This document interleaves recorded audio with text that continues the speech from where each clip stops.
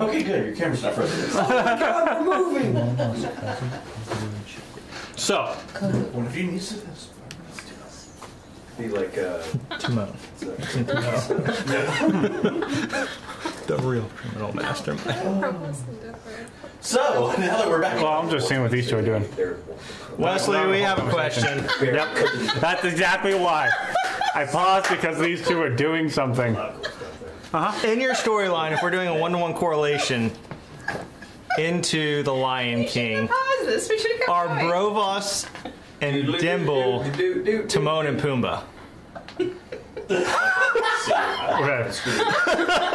I feel like we made a few leaps here. Syndergaard is Scar, It's the which means that Balasar has to be either Mufasa or Simba, except he's alive, which would make him Simba, which would mean that Brovos and Dimble would have to be Timon and Pumbaa, right? I see the correlation. I see the connection. I don't want to see the connection, but I see the connection. I was going to ask, who plays Nala in this situation? She died in the second act. Oh my God. Yeah. I feel like if anything else, There's a lovely silver dragon out there. I feel like Balasar is more of the Mufasa in this instance. He's dead? So he's going to Given his get relationship with Syndergaard, it's more of a relationship of equals. That one might correlate with brothers, less than a relationship of. Oh, no. He's Rafiki. The king is Simba. Yes, actually, because the king's father died really young, and it's a young king. The king is Simba. Yes.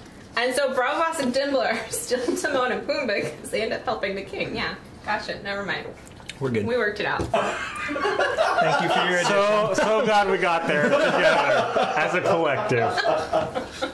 These are the important things, man. Yeah, we solving big mysteries You know, today. numbers and rules of the game. Nah, it's the relationship of our characters to Disney. So now, like, when everyone leaves and goes and does their own thing, I'm going to picture Fox and the Hound. Pause for this? No, it's been recording. I started recording and then y'all started that. I feel like in some ways Callahan is Zazu. That makes sense, actually. I can see that.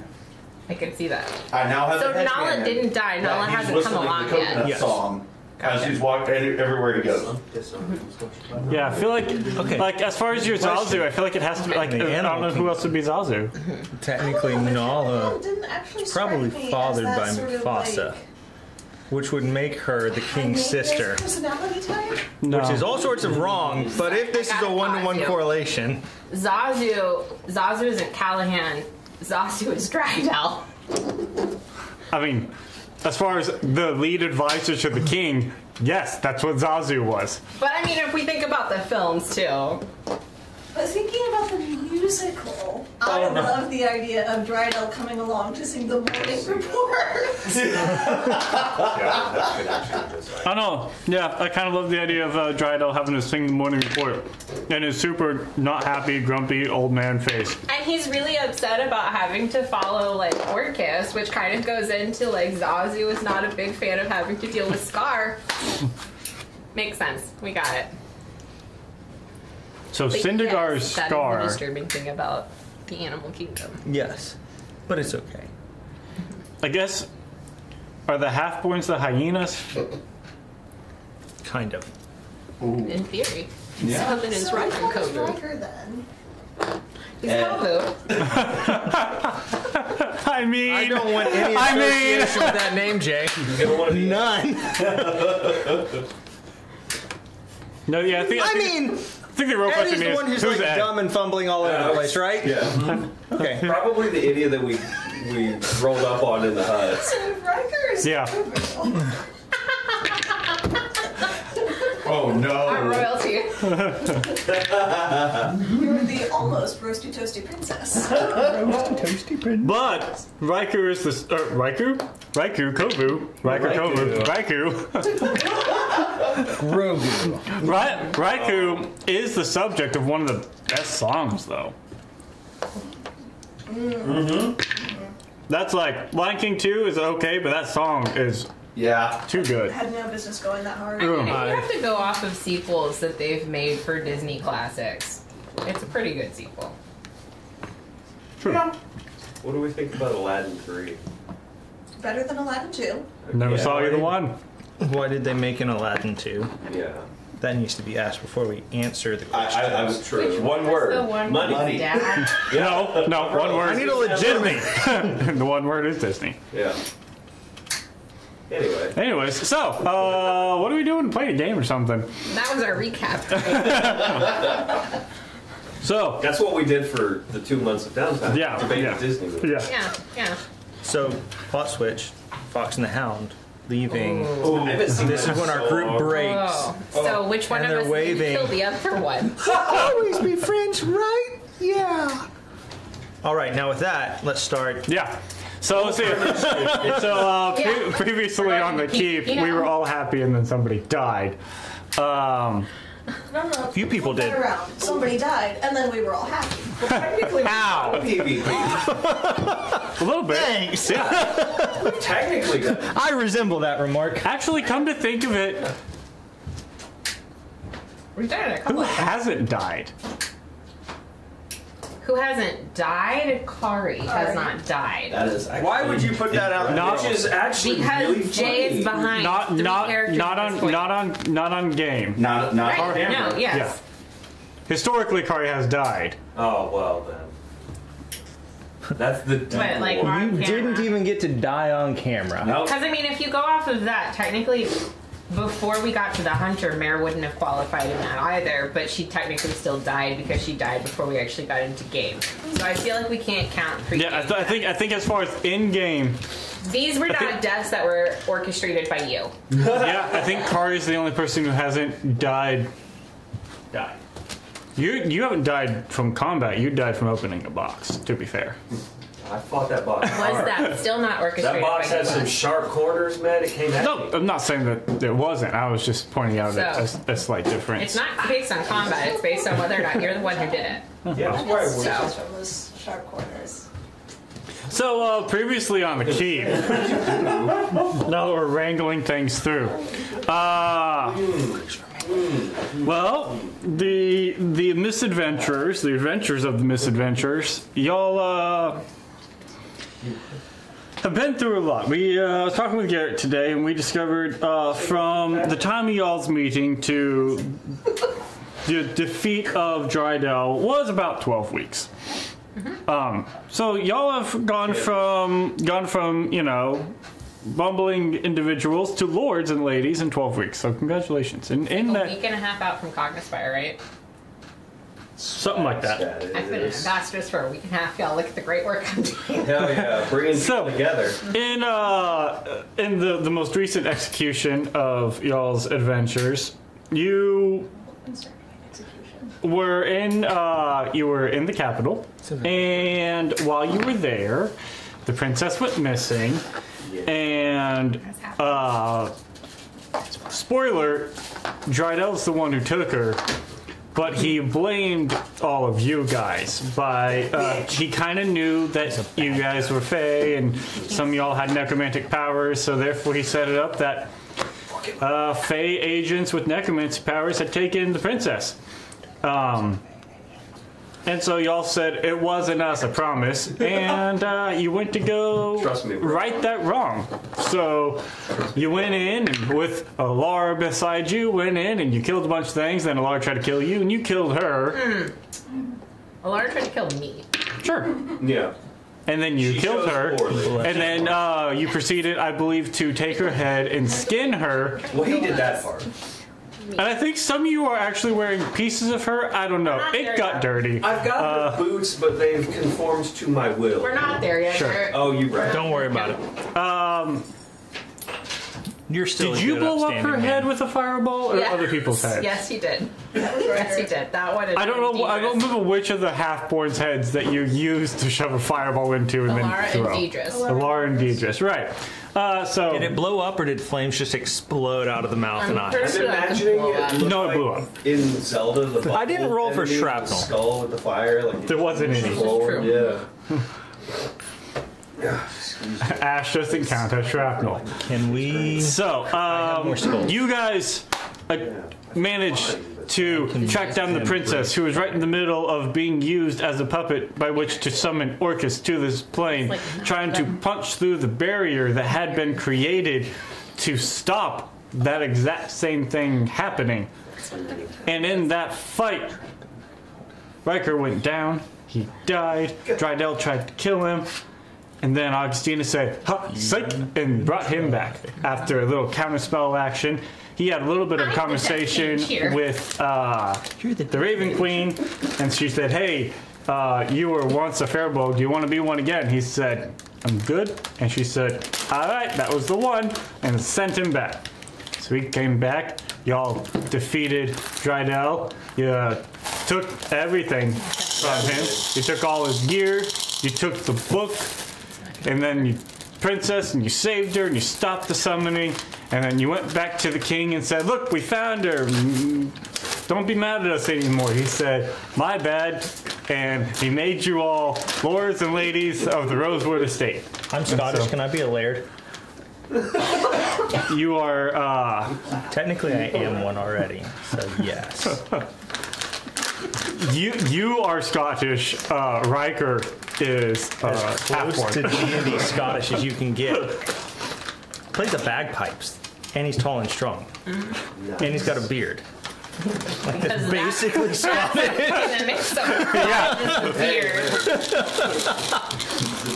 Weird, man. You know, but you're missing the slight tendency for alcoholism. So sorry, I can't help it, bud. I just broke open a bottle of alcohol and shared it at the end of last session. I can teach him. Which makes me Scottish, not Irish, because an Irish wouldn't have shared it. True. Just, don't. You're not quite. You just need to view just a little more.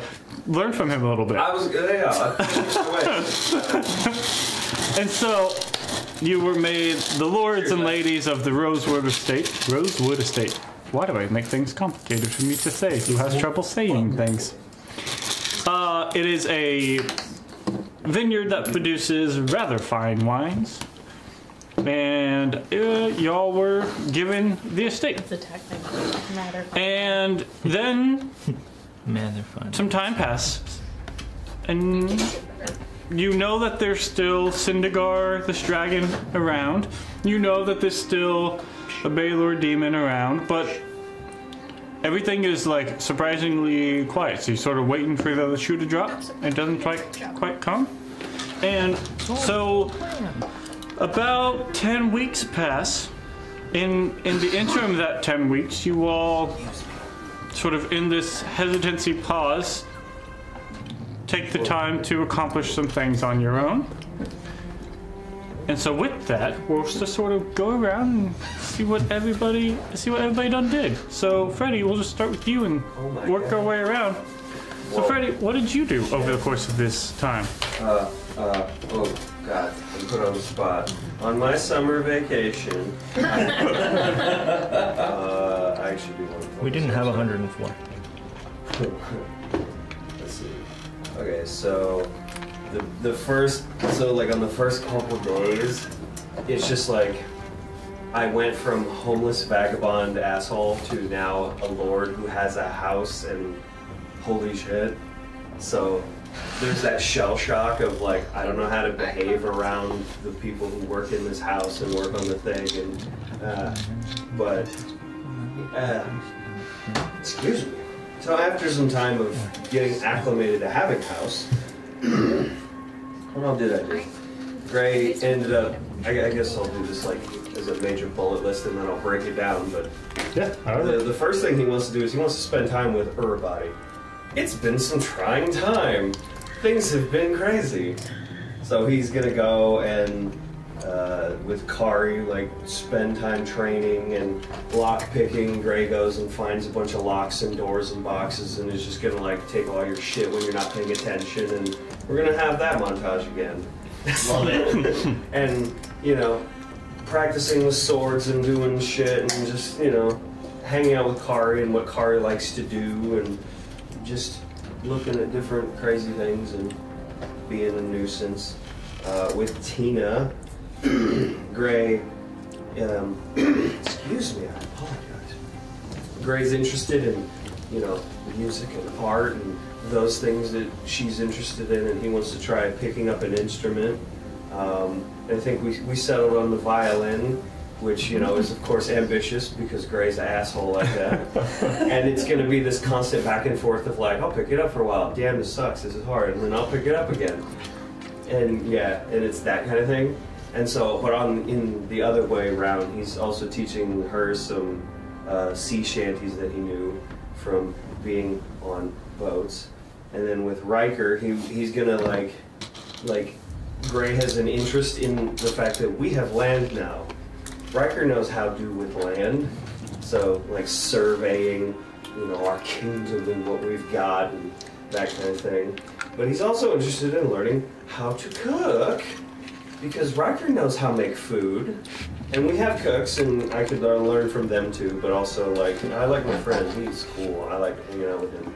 So Gray wants to learn how to cook and try to figure out how to do all that, and you know, take interest in the ways that Riker has figured out how to feed us all.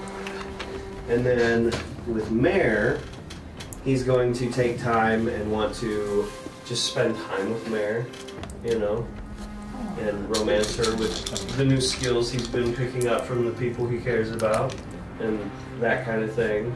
Make her a nice meal now that he knows how to cook, you know, candlelight and the whole thing.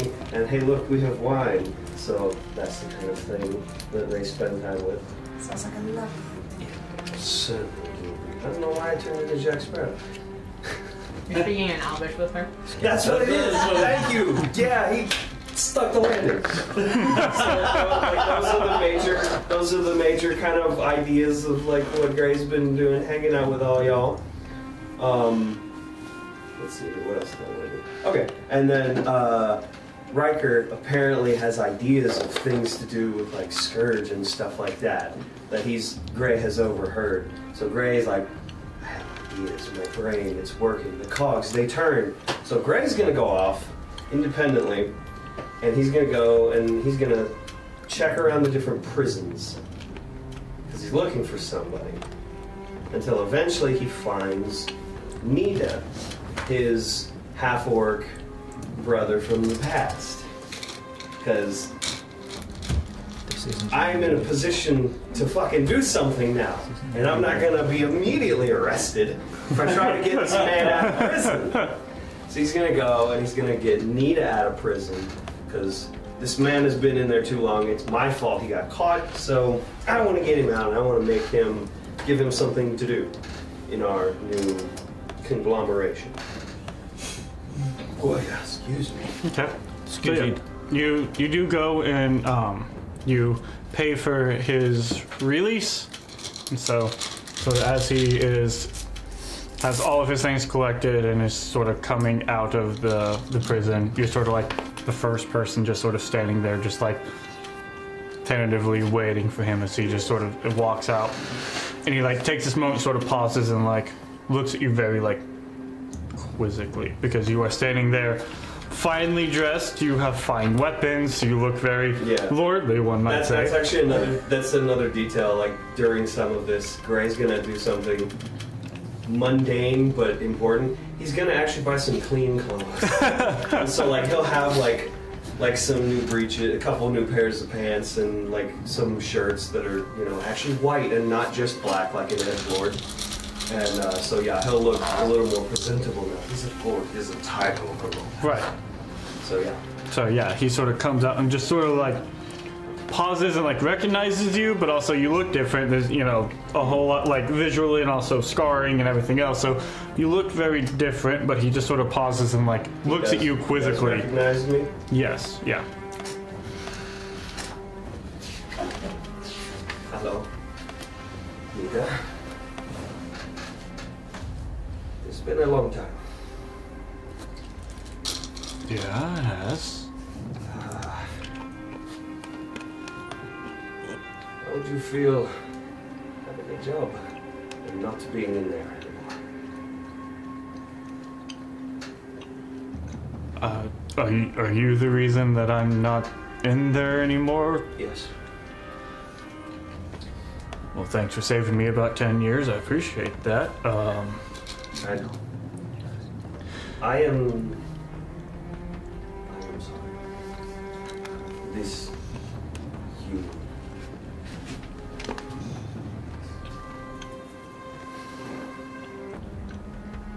should have happened so much sooner.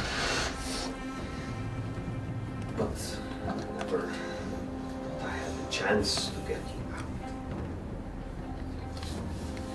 After that night, Dawn and Bree and Cree, they went in one direction. I went in another.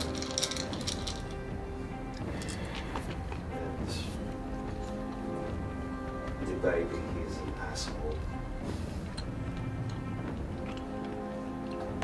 But I have the opportunity to get you out. I understand if you don't want to be around me, but I wanted to get you out. Give you an offer. But if you want to go anywhere else, you are free to do so. Well, I appreciate you getting me out in a manner that allows me to not have to worry about going back in. So that was considerate. What type of work? Is this work that's gonna put me back in there, or is this actual... legitimate. Oh, it's actual work. Real work. Not on the streets. Not slitting throats, not stealing, none of that crap. We can finally do homework. Or we would say, we can live real lives now. Alright, let's go talk about this work. And so you guys sort of... He gives him a big hug. Yeah. And he's so sorry. He's so sorry. I fucked up. He's glad to have Nita back and that he's not hating him right now. And he offers Nita to work at our estate and walks home with this half-orc man and says, "Hey, I found us someone to help out. Okay, we'll talk about this later, maybe, yes." And so he becomes one of the sort of workers in the vineyard, just one of the laborers that, you know, he will live within the sort of dormitories that are made available for those who live on the estate, don't have private, you know, families and homes that they go home and come to work every day. There's that sort of barracks area back behind the estate, away from, you know, out of the sight and hand, you know, out from underfoot of all of you, you know, the estate and its fanciness, right? And so he is going to go live there and learn how to make an honest wage. You know? Yes. And I'm also, and with that, and with having Nita there, and rebuilding that brotherhood with this man, Gray's also going around and he's looking at the ins and outs of how does business do, and how does wine make, and, you know, I don't want to touch it, I don't want to monkey with it, I want to learn how it do. So he's gonna like go around and try to learn as many names and get to know these people. And I mean, he's this weird, unconventional, friendly, carrying a sword. It's weird, like, but he's hanging out with these guys and like, you know, he's proud of their work. He wants to try the wine and all these things. You know, he's just like, he's getting into it because like, holy shit, this thing that I have now. What? So that's part of it. And the most interaction you have will be with Bartholomew, who is... Yes. He's the one who sort of runs the show when y'all aren't around. Also, man, the name choice. But anyway, I'll tell you later. And then, of course, there's Helena and her two twin boys who are just generally referred to as the boys, and we'll get the boys to help with that, or, you know, they do the best they can. And then I'm sure you've had a few conversations with Dominguez, who's another half-elf, a security individual. And so working alongside them, and Dominguez will take you around to, meet the other members of security, and Bartholomew will sort of take you around to, meet everybody else and all the inner workings of that house. So. Cool. And then I guess the last thing, Gray is going to take a big trip, and he's going to go to the east and the north. He's going to go find Bellsfield, and he's going to go see what became of it, and see if there's anything left, if there's anything worth looking at. So yeah, you go. I mean, you're gone for a while. It takes about 10 days to travel there. And you return, and it is just the burnt out shell of what used to be a small but nice sort of village. There's not much there. It kind of looks like the ruins you find of buildings in Breath of the Wild. Yeah. Tears of the Kingdom. Yeah, when you go to one of like the ruined villages. Yeah. Yep. Sort of. Lon Ranch. Yeah. Sort of that aspect of just like crumbled hearths, but no real framework or anything like that. I think. Well, I think I told you this already, but he'll find a board. Just see if he can find any piece of wood that's, not burnt or charred or too reclaimed by the earth, but he'll grab the board and he'll put it in his bag of holding.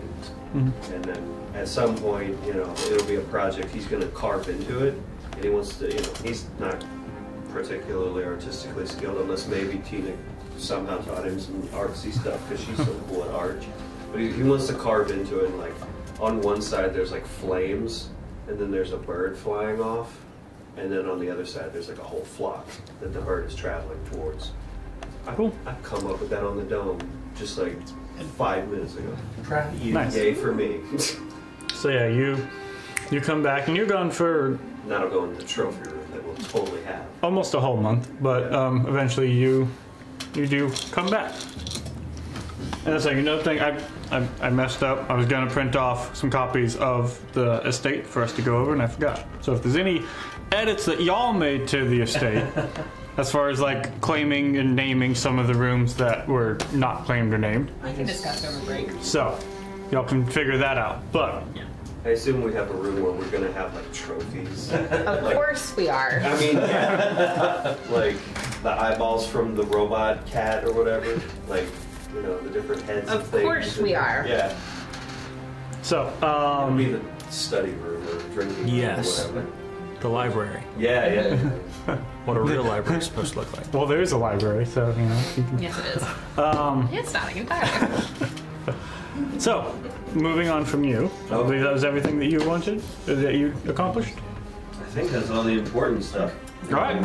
Unless there's any interactions with other people that need to be interjected.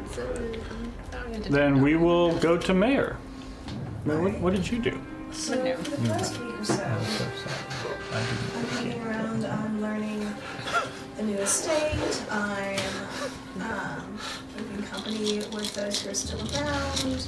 My girl still asked me to help with something, but I think I'll let her explain exactly what happens.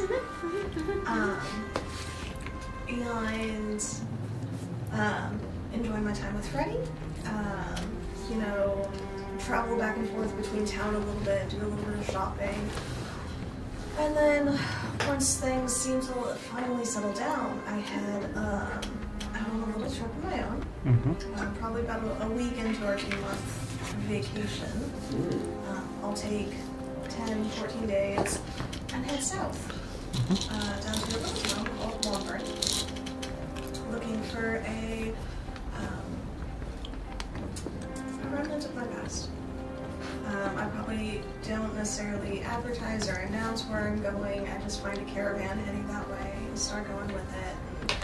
And if they, continue past it, I'll travel with them as far as I can, and then, go on foot for the rest of the way. Once I get to the little town, depending on what time of day I get in, if it's not too late, my very first stop will probably be in the graveyard. Okay. Just to go pay my respects.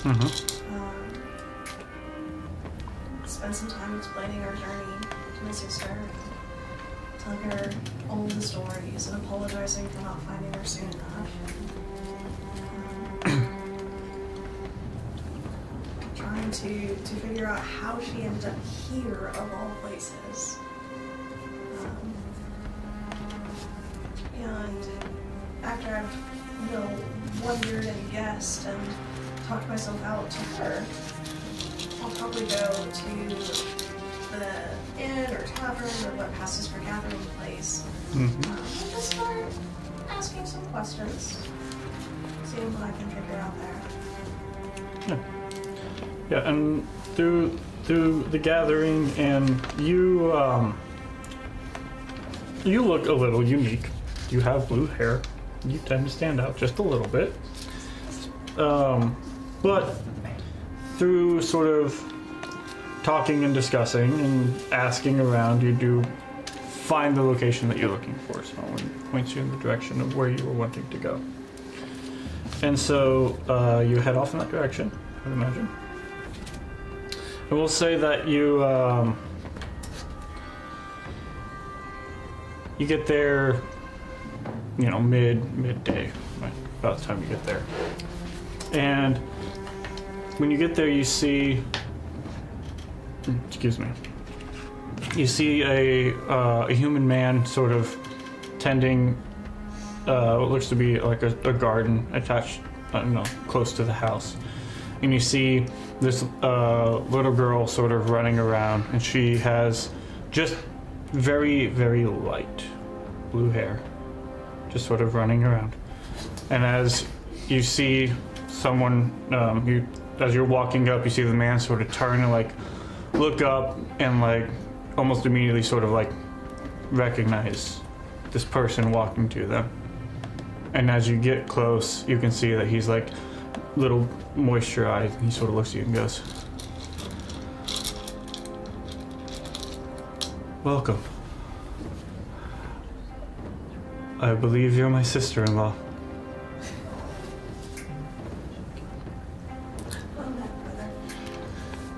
"Well, meet your niece." And he calls, and she comes over here, and he sort of picks her up and goes, "I would like you to meet Amaryllis. I do believe she was named after one of her mother's favorite people." Amaryllis, it's an honor to make your acquaintance. And he sort of hugs you, and you get to interact with her, and you're led inside, and you spend however long with them, with essentially your family. Just hanging out, recapping, having whatever conversations, and telling stories, and talking about your sister, and everything that is. So I'll spend a couple of days with them. Okay. Getting to know my brother a little bit. Does he know anything about how my sister came here? Yes, so he actually is also from Gundine. And he was working as just a general merchant, and he saw your sister, and she would come and regularly have to make purchases from him. And he sort of got to know her, and then eventually they dreamed up an idea, and they went to where they thought they could be safe.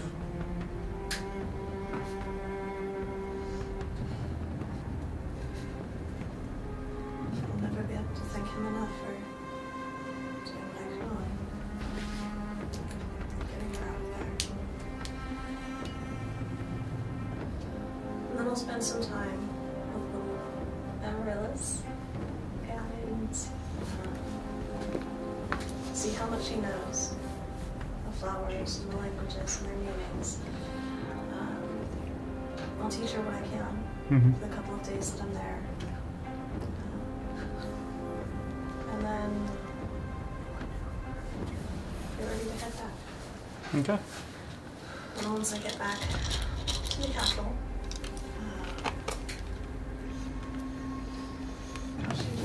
she looked exactly like her. I'm still a little shaken.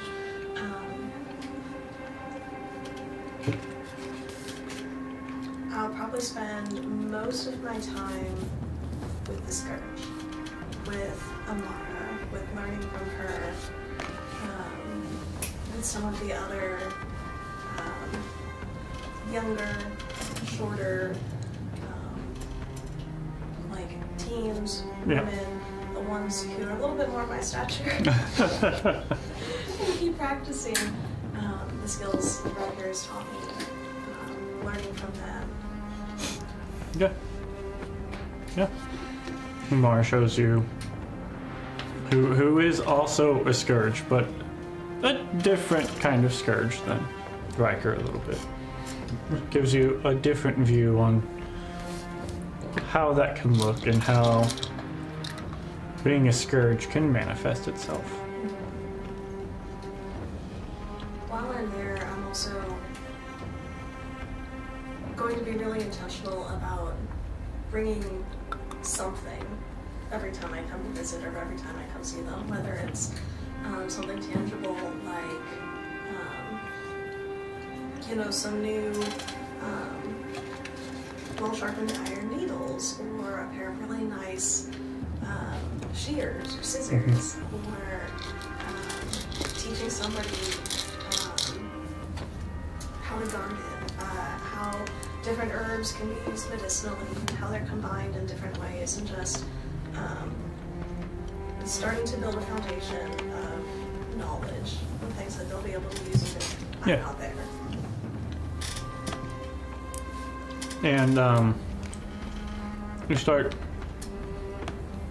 not only sharing what you know, but also learning the things that they know, and learning the little things that they do living in a city that makes little benefits of life that can be found from living where they live.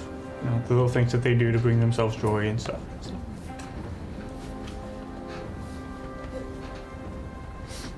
And then anything else that you do in the time?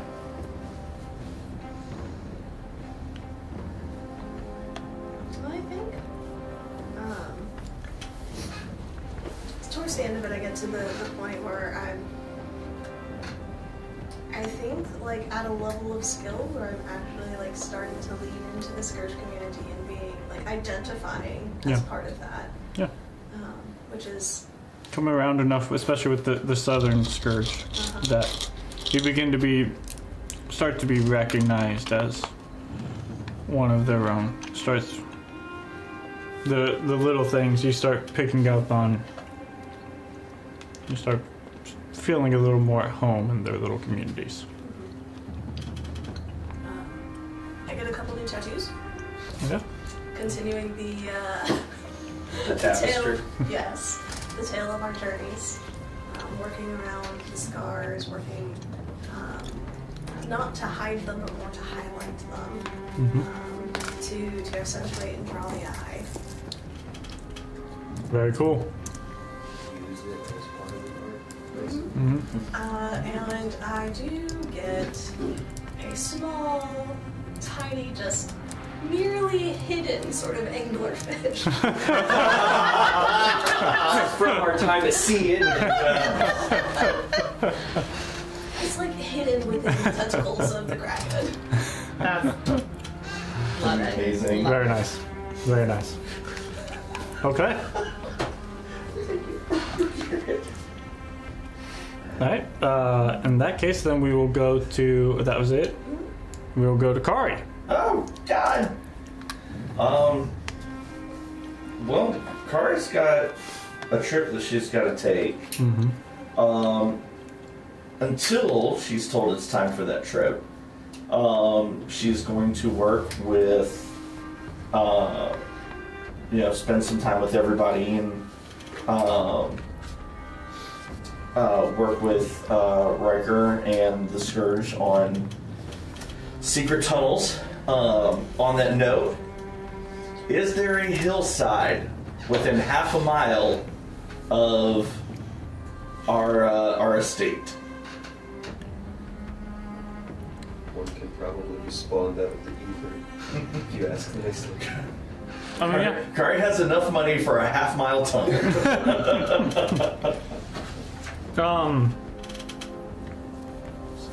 Yeah, I mean, And if it can be between us and the city, that'd be cool.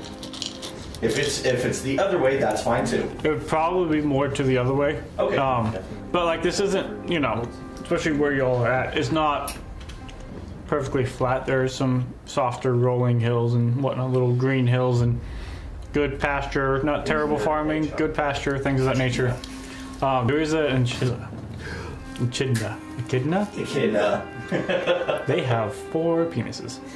No. It's 4 heads on the penis. You're right. I'm sorry. Yeah. That's I hate that I know science. that, but That is science. Not a clue. Green hills. Sega chose that animal. Damn. We said green hills. All right. Is there also like any kind of forested area? Not heavily forested. Okay. They're like little groups of trees. Basically, trying to find a secret exit to the tunnel that can be kind of hidden naturally. Yeah, I would To where say. somebody's not just going to stumble on there. Yeah, I would say. Yeah, you could sort of going around find a fairly decent location you feel like would get you there. So yeah, it would take a lot of gold. So pretty much almost everything Kari has. And based on our earlier conversation, it would take about 2 weeks to do. Okay. But secret tunnel. And we can go over more details on that later. Should probably also, I believe there was a wine cellar type deal. Mm-hmm. Probably see about attaching it to that in some way, shape, fashion, or form to make it easier. And then the specific wine bottle. exactly, yeah. Yeah, off of the through the kitchen, through the pantry, there's an entrance into the cellar. Nice.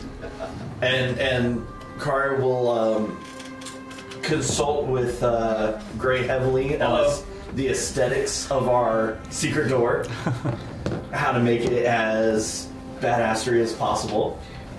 The point of secret door is subtlety.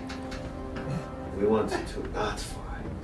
Except we know, so we can find. Exactly. Yes. And we still want it to where, when we do use it, there's a sense of awe and wonder. Yes. So on the inside, the entranceway, that's ostentatious. The wall itself, it's wall.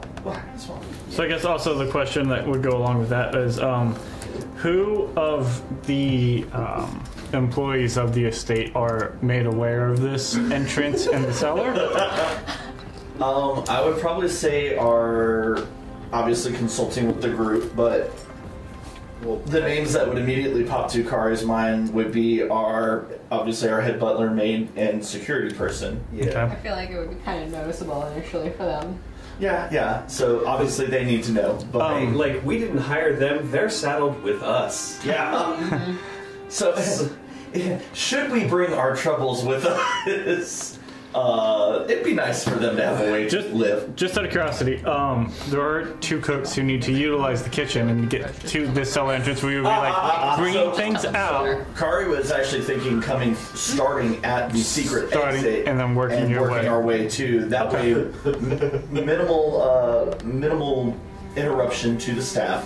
And when we do finally get there, we would give everybody hey, take 3 days off. Take a break. We're closing down the cellar for renovation. Exactly. And then renovate the cellar slightly for closing down. It's just a wine cellar. It's fine. We wanted to enlarge the wine cellar. Can I just assume we give our staff a general advice? If anyone comes looking for us and they look dangerous, just tell them where we are. Don't try and Don't be a hero. Don't be a Just hero. tell them where we are. We'll take care of it. Yep. You see how I carry this thing? I carry this thing with me daily for a reason. Just let them know if they come looking for me. Take that as you Especially will. this tall, like, slender man with fucking blonde hair. You see that man, you tell him where I am. I want him for stabbing. Then you definitely get. It's not a euphemism. For stabbing. And the attitude that you get from most of the staff, but especially Bartholomew, is very much of like, absolutely, whatever you need, we can absolutely adhere to. Now, of course, if you need any assistance, or would be happy to cover for whatever you might also have to engage in, we know that you are heroes and adventurers. Bartholomew's a sort of retired level 20 adventurer. And we're a sweetheart for putting up with our shit. I'll stay out. Yeah. And so, yes, it's about you get the orders underway of this tunnel construction, and then shortly after that, your presence is requested at Raven's Heart. At that point, Kari will say goodbye to everyone who's still around, depending on when this coincides with everyone else's trips, and head out on her adventure. And so you and Corleone. You did this to yourself. I really did. So you and Corleone come together and make the journey up to Raven's Heart. And when you do get there, you're there for a couple of days doing just some talking with a bunch of different death masters. Corleone's always with you, but you are just sort of updating a bunch of people of like, so I've had a crazy little bit of time. Allow me to formally tell you everything that has happened. Up to date. It's been wild. Is this normal for y'all? No, this is not normal. Okay, good. Glad to know that this is not the norm for ravens. And you do realize that like your level of intense Misadventure? yes is not the norm for what ravens would go through and timeline and everything else. But eventually, one day, you are brought into a chamber that you've never been into before. Oh shit. And as you go in, the chamber is fairly dimly lit, and you see that there is a ring of death masters, and there are a few of the Hands of the Queen, those clerics who wear the black masks. And as you are instructed to step into the middle of the ring, you are faced with Corleone.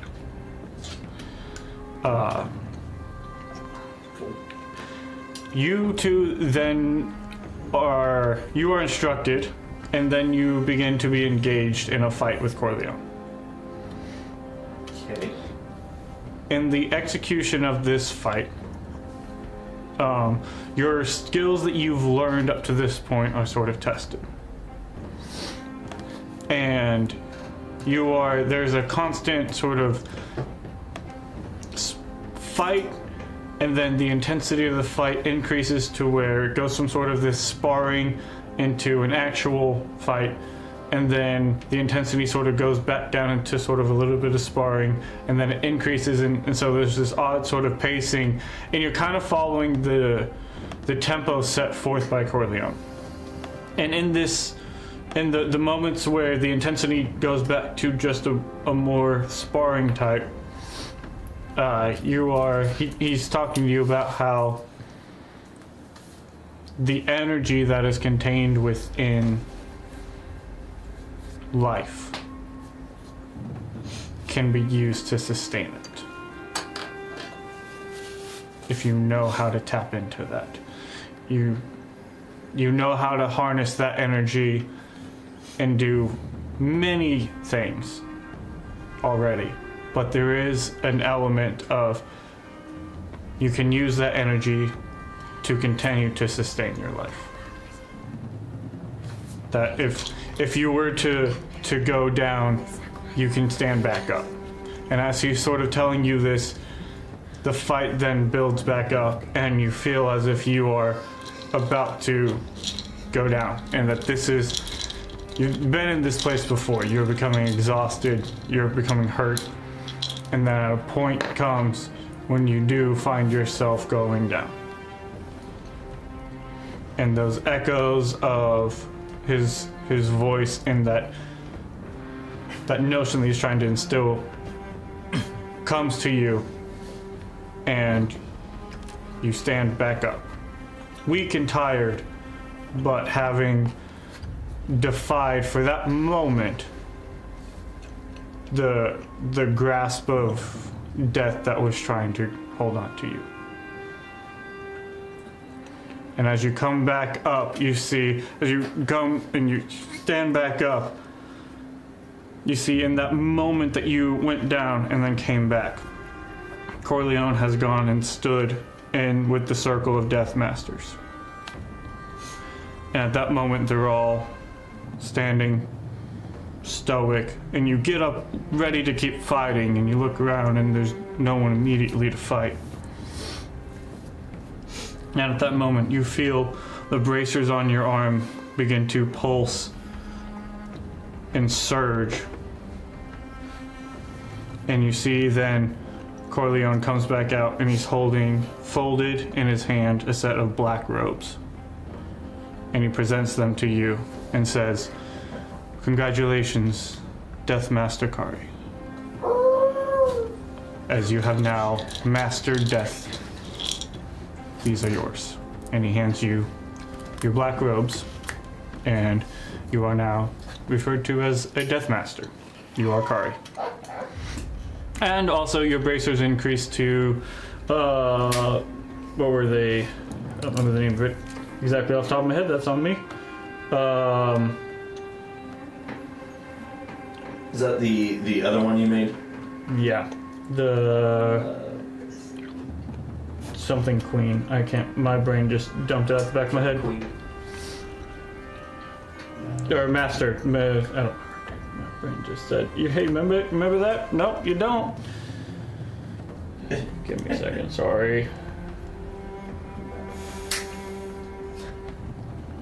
This was my uncle's, like refurbished it. It's working again. Very happy about that. Talon of the Masters? Yes, that should be it. Yeah, because there's Raven's Talon is what you had, but the other one should be, yes.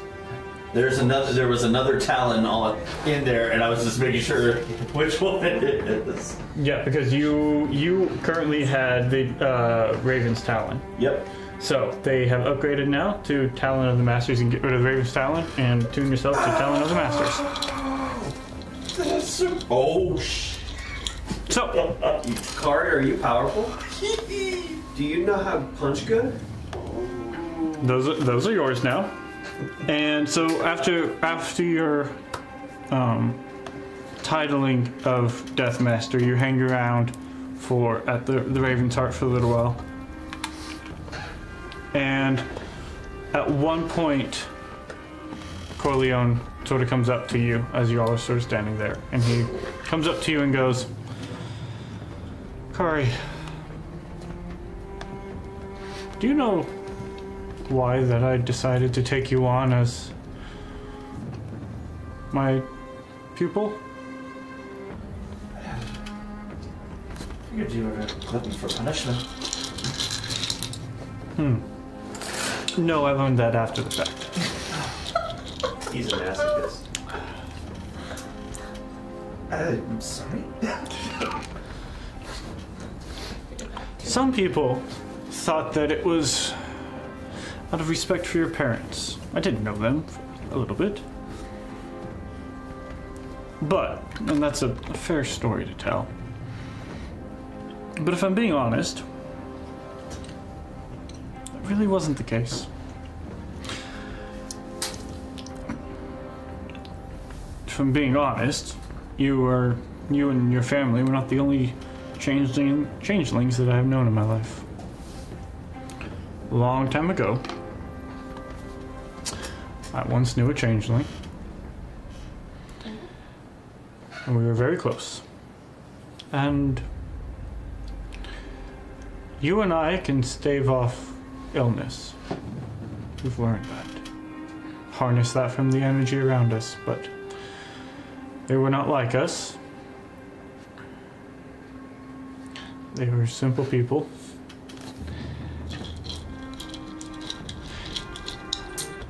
And when they got sick, the clerics couldn't help. Because the disease latched on to the changeling's ability to adapt and change.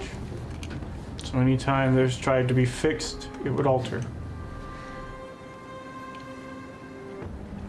And eventually they died. And so I knew your parents, but in reality, I think part of me, when the time came and you needed a master, I think I volunteered my services.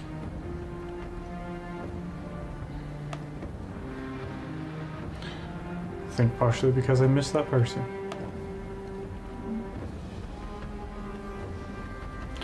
And now that you're a death master, I can share that with you. Share that little bit of information.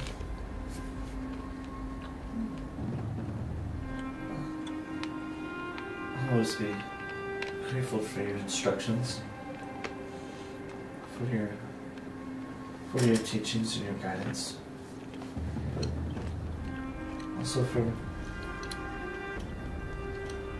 choosing me when another would have looked at the other way.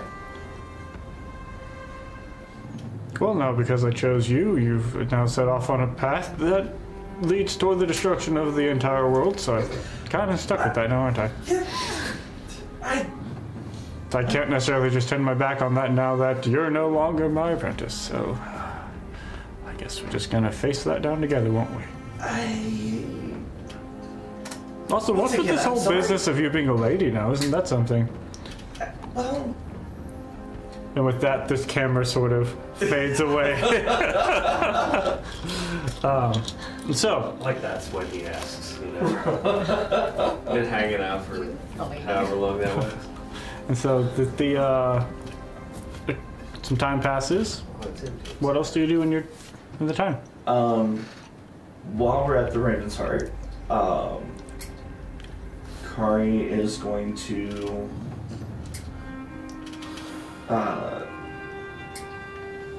seek an audience with the voice of the Raven Queen. Okay.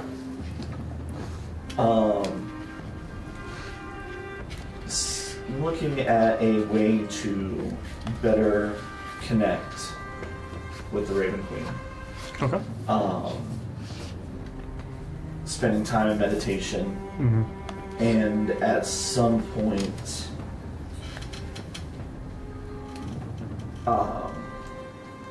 basically making a prayer / plea to the Raven Queen for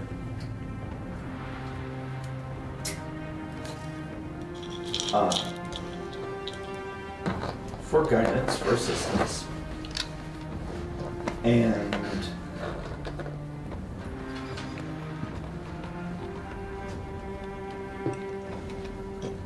at one point, when she feels like she's actually connecting, I know that you were the one who convinced the other gods to outlaw the use of necromantic magics, but I have seen good come out of those who are able to wield its power. As with any weapon, as we are taught, in the right hands it's a tool, in the wrong hands it's destruction.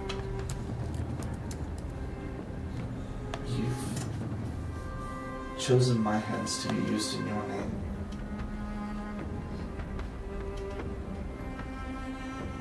And I would request and beg your indulgence and your permission to also wield that magic to help the innocent, to help those who fight for justice and for peace, and to destroy those who would bring harm to the innocent.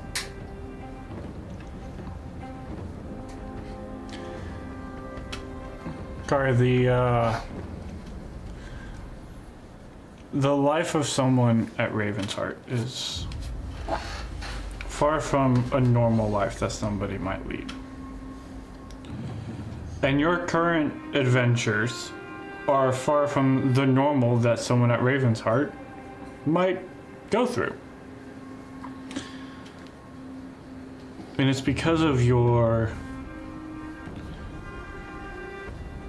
out of the ordinary circumstances that this path has set you on. It's not every day someone gets to try to stop a, evil plot of Orcus. Sounds like a Tuesday for us. And so because of these unusual circumstances, the Raven Queen grants you the unusual.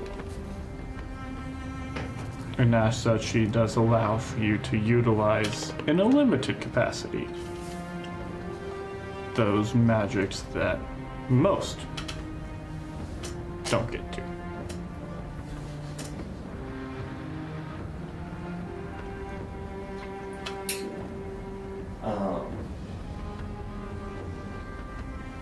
Sakari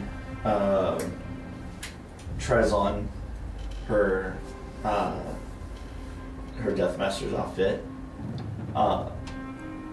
She'll do all the angles and then take it off, put it back in her bag, put on her magic clothes, and concentrate, and they change into her Deathmaster's outfit. Okay. With just a little bit of Kari flair thrown in there.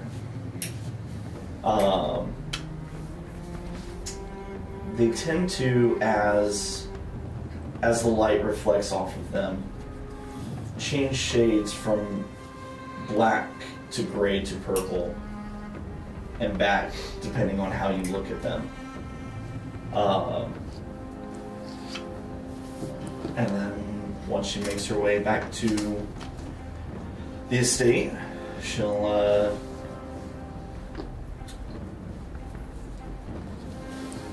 as she walks in, having returned, she has a flowing cape behind her. She's wearing boots that she doesn't normally wear. Her shiny clothes, and there's a gold chain that goes across the cape, helping to secure it. It's a little bit of a flared color that she's seen in the more wealthier districts. Okay. And as she comes in, it's like, well, if we're going to be lords and ladies, let's do this right. Swag. All right. And she'll just reconnect with everybody, and kind of leaning more, everybody will notice as she comes back, she's leaning more into her Fae identity.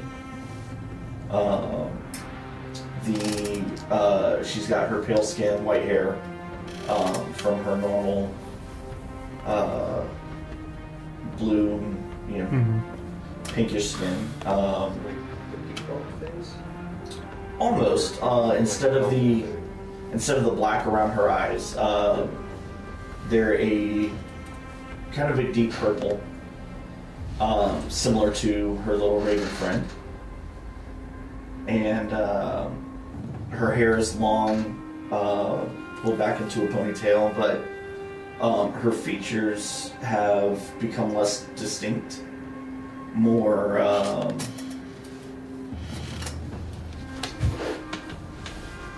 it's hard. If you were to look at her, it would be hard to tell her ethnicity, her gender, anything about her that you could distinctly. So like a mannequin. Kind of like a mannequin. She still has the. I say that because I actually have a mannequin I use for stuff, and it's very ambiguous what this thing's supposed to look like. She still has the very distinct notes from the Gith belt. So her nose still curves up a little bit. So her features are a little slightly gaunt, and She's got the pointy ears. so it's essentially if you cut your nose off at this point. Oh, okay. Yeah. And the butt artery. And the butt artery. It is true. That is true. That's it. We made it canon. Can't get rid of that. So yeah. Major vein. And then It's an artery, not a It's vein. protected by cheeks of fey magic. But, you know. that's But But, you know. but you know. Yeah, I said it. What of it? But that's pretty much it for Kari. Okay. Augustina, what'd you do? Oh, goodness.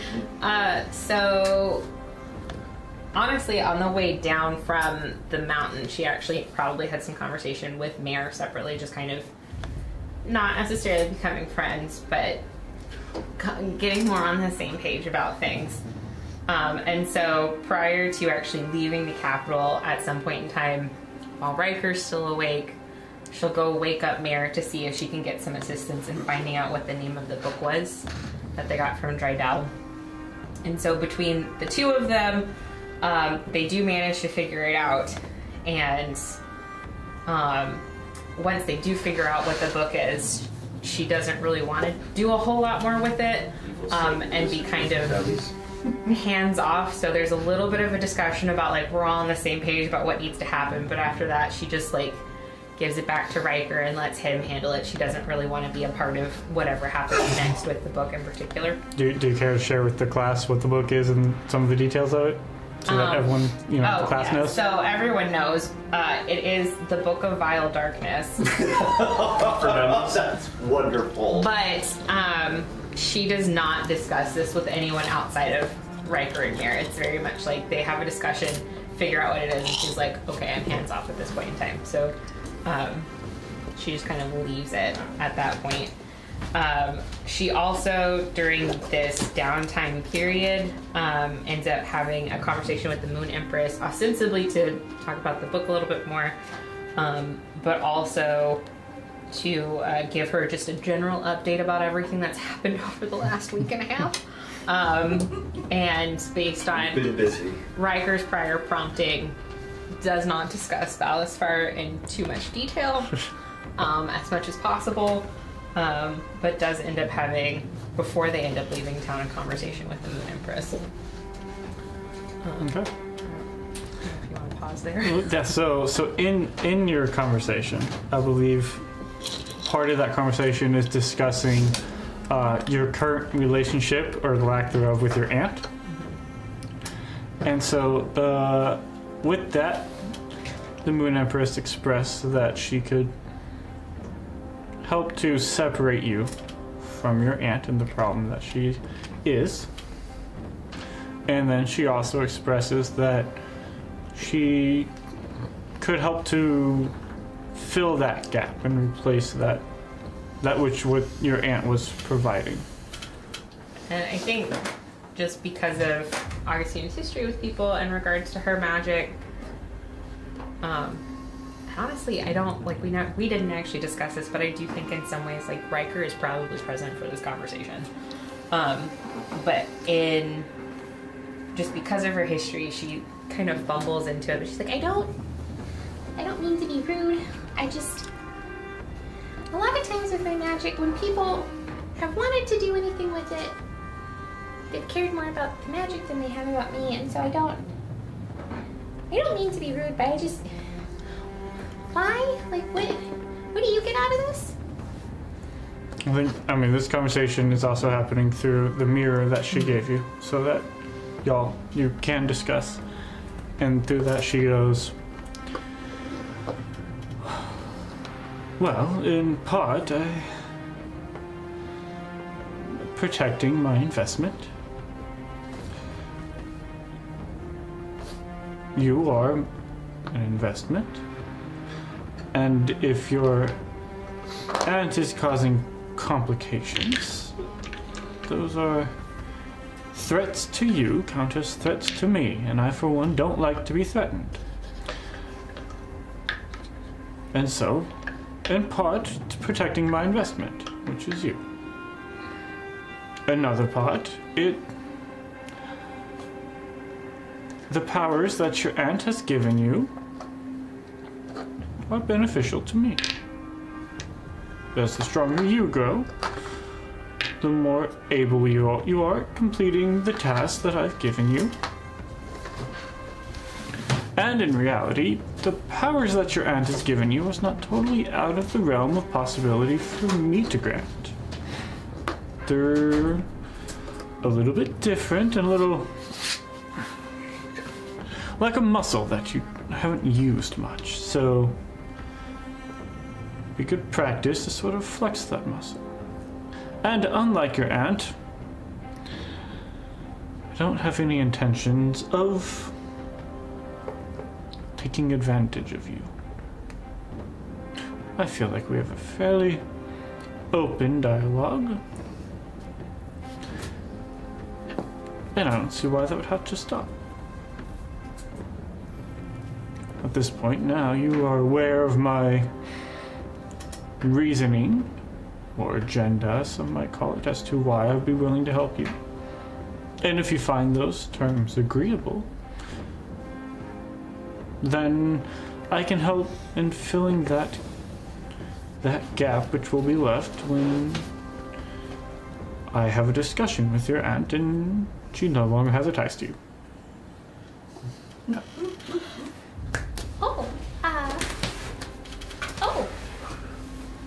have a discussion with my aunt. Oh. Yes. Does it make sense that would happen? Archfey to Archfey, I will have a discussion with her and she will leave you alone. Aunt's an Archfey? I guess I should have anticipated that. Oh, shoot. Among other things, your aunt is considered an Archfey, as I, amongst other things, can be considered an Archfey. Okay. We'll unpack that later. So, I guess part of the issue I had with my aunt is we had kind of different perspectives on magic, especially death magic, and I guess I don't really want to go mad. And I don't really want to control death. It's a natural force, and I don't see why I can't naturally work with it. But I don't want to control it, and so is it going to be a problem if maybe we disagree sometimes on stuff? I don't think it'll be a problem if we disagree. As far as the going mad aspect, I think that tends to happen when one pursues, to a great degree, power. So if you can find content and happiness in your pursuit and do not pursue it too far, then you shouldn't have to worry about losing yourself to the power that you pursue.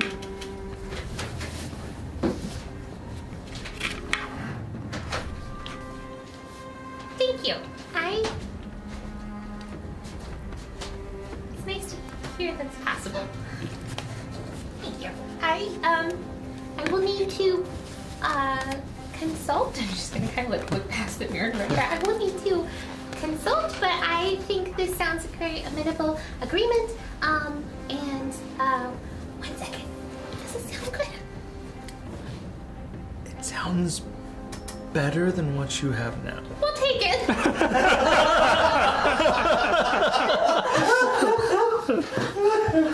I don't even need to ask. Yeah. Excellent. Then we will continue forth with that.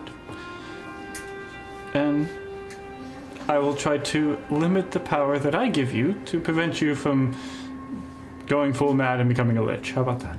I would appreciate that a lot. Okay. If you become a lich, it won't be my fault. Now, why don't we discuss a little more about all the people you've met in your journeys? And the camera sort of close out on that, and you sort of continue talking. Discussion of the king. Riker's eyes just go a little bit brighter under the helm. Okay. And so you are no longer in servitude to your aunt. That's how. Praise him. Your new warlock patron is the Moon Empress. Trading. So, at that point in time, before leaving the capital, she sends out a series of letters. One of them is to her sister, just sort of congratulating her sister on her marriage, and then it's like the top part is to her sister, and then there's like two smaller ones. One's to her grandmother and one's to Randall Bright, declining their betrothal, mentioning her new role as ambassador to the Moon Empress. Ambassadress? No, she very specifically puts ambassador in the ones to her family. Like, it's very... We're gonna be formal as shit, yeah? Yes. You spelled it wrong. Then again, I said it the way I said it. So. You know ink is permanent, so I guess I just won't be able to change that. So... I'm dying. Excuse me. She sends one to Henry. It's kind of vague on the details of everything they've been up to, but just sort of an update, and it features Riker very heavily, so even though she doesn't come out and say anything, it's kind of obvious he's important. She sends one to the Storm Giants, basically notifying them, like, hey, there might be some attempts to get your blood to revive the, like, Protoss King, and oh, by the way, here's the music to the song that I played for Spitz in case, you know, you may need it to help. Yes, pretty much. And then she sends a couple to Bessemer and Magnus, kind of a friendly check-in, but also for Magnus to get a little bit of assistance with some of the death magic stuff. And she does manage to start a sort of like guarded correspondence just because of the subject matter. Although if you do ask Augustina, she is under the impression that they are starting a beautiful friendship. Like they're gonna be best friends. Yo. Whenever she leaves with Riker, because he's going back to his homestead, whenever she leaves with him, she's initially planning on trying to convince him, like, oh, we're gonna go hunt werewolves now. But about the third night into their trip, she gets a response from her grandmother basically saying that Augustina is being disrespectful and inconsiderate of her family and their traditions, and so she can come home when she's ready to apologize. So at this point, Augustina just kind of like stops talking about the werewolves because she gets a little bit more focused on what's going on with her family, and ends up sending a message to Henry at some point in time asking him to just go to the apothecary, pack up all of her things, and sort of find a quote-unquote supplier in Sonadour who has connections to Cogs. He doesn't know that, but she does. And get them to ship it essentially to the capital so she can pick her stuff up and she'll cover the cost. Henry does not mention to her the fact that everything's already packed up whenever he gets back there. Whenever she's at the homestead, she continues tutoring with the Moon Empress, learning more about death magic, focusing on the natural aspects of it. She keeps notes after any sort of lessons that she may have in like dreams or through the mirror. And to that regard, the Moon Empress also expressed, as you begin to train and learn more, she does also express that if you wish to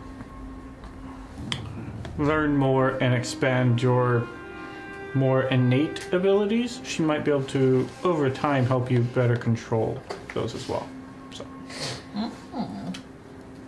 Fun something. That's heavy.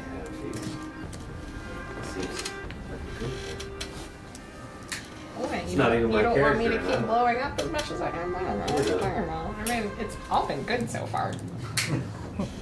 Nothing's ever gonna go wrong with that. Christina was never turned into a potted plant. I was about to say, weren't you a plant for a good hour? No. It's not bad. We'll call that a good neutral. Nobody got hurt. Stopped Gray from getting hurt last time. Just Penelope had a friend. It was good. That's right. I countered my own spell to keep me from accidentally hurting him, so we're good. I'm fine. She keeps notes after her lessons and discusses everything with Riker. She tries to practice as much as possible. It's also during this time, she doesn't really seem to notice this herself, but her breathing slows down and eventually just stops. She doesn't really eat or drink anything naturally unless someone prompts her to, and it's really not uncommon for her to just sort of stay up late, sitting in the darkness working on a project as though it's like, bright day outside. Just normal stuff. She helps Riker with building up the homestead, providing ideas on additions to his cabin, assisting with anything he needs extra hands for, but is largely just working on building up the garden that's kind of around the homestead, and is very mindful of Rory as she's clearing stuff out, sort of transplanting things rather than actually just like clearing. And she's oblivious to this because she thinks it's, again, normal based on her family garden. But Riker notices that the garden not only flourishes and established very quickly under her care, there's an increase in garden-friendly insects. Snakes and land martins are combating pests. There's new species of moss that are appearing all the time. There's new species of plants that are in parts of the forest Augustina hasn't even touched. It's interesting. On evenings and rainy days, she works on making new clothes and making potions, some of which she sells to Callahan's, some of which she keeps for herself. She makes hand wraps for Kari that have white feathers embroidered on them. She reworks the robes that she bought for Nia from Cognispire into a nice riding set for Mare that has like a nice fitted shirt and very flowing riding skirt. And it's thickly embroidered with flowers that are for good fortune and luck. But the bodice also has, Mare can pick out borage, salvia, and artemisia nestled among flowers that symbolize love, memory, and grace. For Freddie, she makes some double-sided waistcoats with hidden pockets. One side is fancy, and the other side is plain with dark colors in case he needs to swap things out quickly. Yo, I gotta go to Hero Forge. Hold up. Riker receives the tartan that she originally designed to match her dress for the ball. She also gives him a pennant that you can put onto a pole arm that is dyed with the blood of Drydell and the half-born and treated to retain the color. The Riker's handprint has been kept a brilliant white in the midst of the blood with bright orange bear claws on the fingertips. And for herself, Augustina has a blood red fitted bodice with Alara's ribs used for the boning. That's not a dark swag. There's a little pocket that's been added where Alara attempted to stab Augustina that she keeps a small pocket watch which is attached to the bodice by the chain Alara used as jewelry. So Alara's tusk earring chain, yeah, she's wearing that along with Alara's ribs. Swag. Yeah, I have a feeling end of game, most of Augustina's like corseted things have boning from something they've killed instead of actual like boning. There's a reason why they call it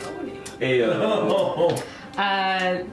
She tells Riker a lot of stories about her family and growing up. Some of them are good, some of them are bad, and some she sort of realizes are problematic as she's talking through them.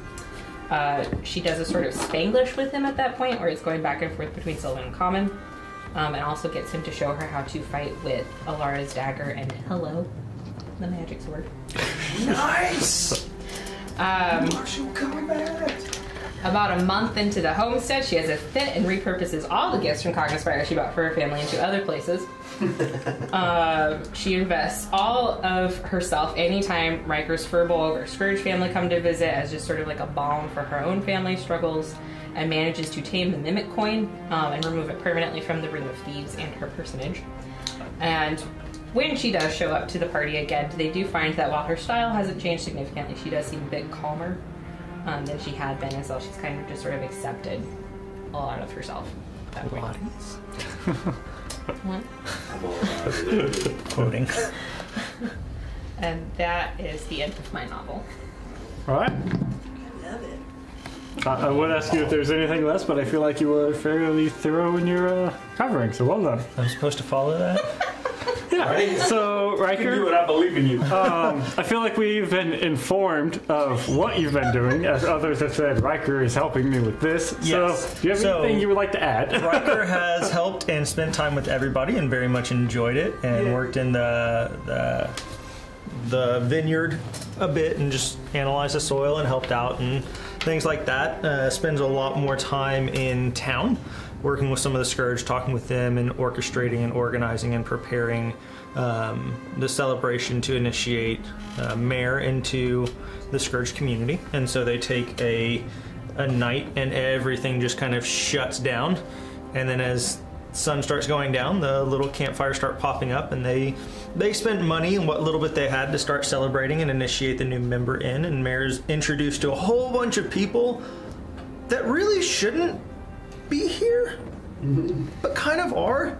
You got like a couple of twin rogues who are also sprouting like orange bandanas off in the corner, hanging out and talking, and an old bearded hunched over gentleman with just a giant staff who walks occasionally, but he's also, the staff is coated in this orange glistening stream a little bit. And you just start noticing there's kind of a hodgepodge of people who you wouldn't expect. Some really smart people who fell on really hard times or lost loved ones and spiraled, who ended up losing everything and ended up in a Scourge community. So you have a whole host of really weird people coalescing and living together and sharing the same values. And in the midst of the celebration, there's a group, Maximus and Marcus are on that team, and they initiate some games that Mare gets invited to play.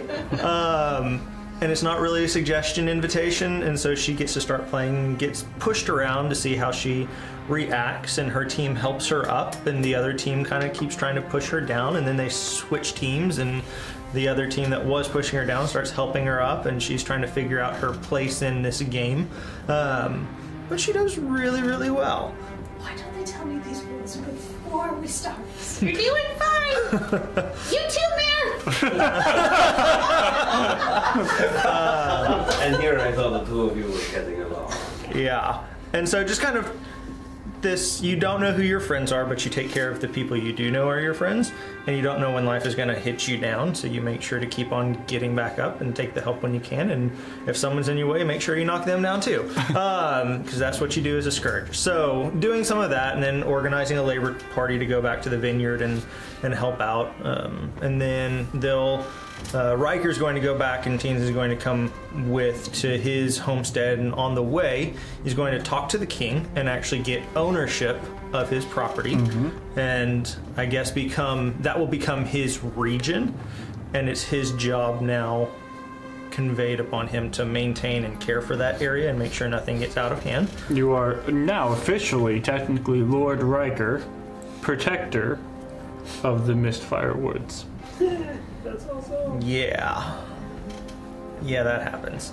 And so he goes around and kind of makes sure while things are taking place, he'll go on long walks with Teens, and while she's talking about family stuff, he's looking for werewolves for her. And also making sure everything's good so he can say it is good to the king. And then he'll invite the family out now that his story is kind of coming to a closure, and he's getting closure on where he came from and all that. So the family will come out from the woods, Rory will come over with Brovos, and they'll just spend a few weeks together working on building Riker's home lair home thing, and start setting that up and just celebrating and enjoying that. And everyone will kind of go home, and he and Teens will be at the house fixing everything up and working on it, and then time starts drawing to a close, and he'll pack up, and he's got a horse now that he bought on the way back. So he's got a giant crossbreed draft horse, and that's big enough to actually hold him. And they'll start heading back. Okay. Just curious, is this horse a stud or a mare? Well, he's not riding mare, so like studying is.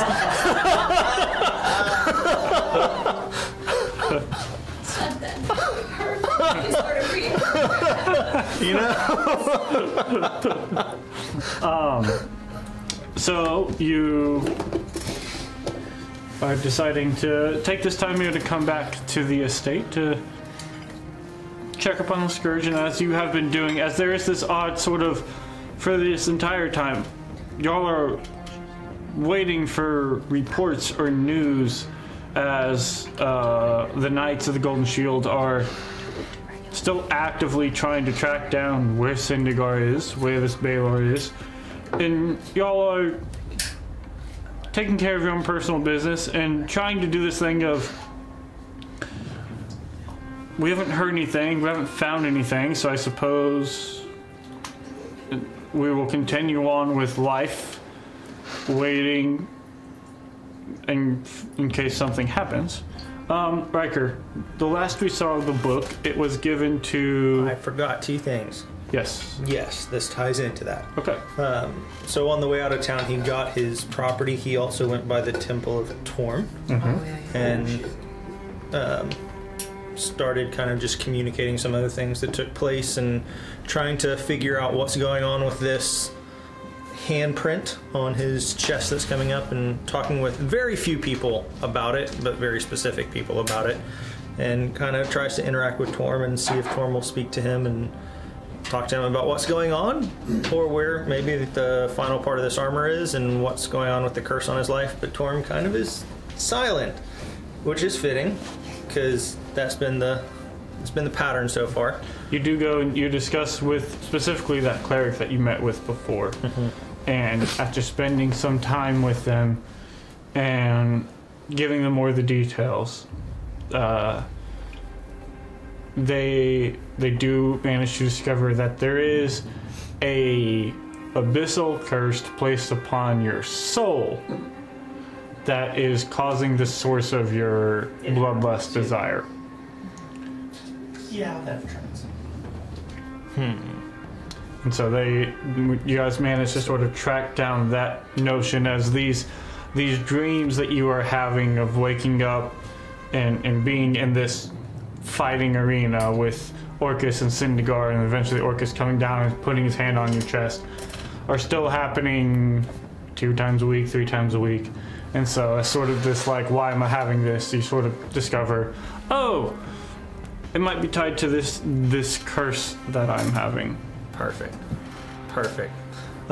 Yes, with this book that I have had in my possession, when Rory comes with Brovos, Riker communicates the danger of this book and will entrust it to Rory and Brovos to have them take it back to Eastwatch under the protection of Balasfar. And they do that, keeping the information confined to their bag of holding. Essentially, Balasfar, Dimble, and Brovos. As whenever they return, you do get a message from Dimble saying that the book has made its journey safely, and it is now locked away in specifically the war room of as they are kind of the only people who go in and out of there, and that's kind of where Balasfar spends all of his time, because it is heavily warded. The book is in there. Solid. I like it. I like it a lot. Okay. And so with that, let's take a little break and we will come back with you all rejoining at the estate. As we have now caught up with the time as it is. Hold on. Double checking. Okay, we're good. Are you sure about that? Yes. Okay, so as we have now caught up with the time that we are, it is actually, hold on, we are coming in on the 23rd of Torel, if anybody was curious. Just because I made a calendar, so I'm going to use it. Because we can. Most times would it matter? No, not even a little bit. But that being said, what was the date? 23rd. 23rd. 23rd. And so that being said, it is now the latter part of fall. So we went from the latter part of summer now to the latter part of fall. So we'll come in with the three of you are already at the estate, and Rory and Augustina come riding in for one of their not so Riker and Augustina.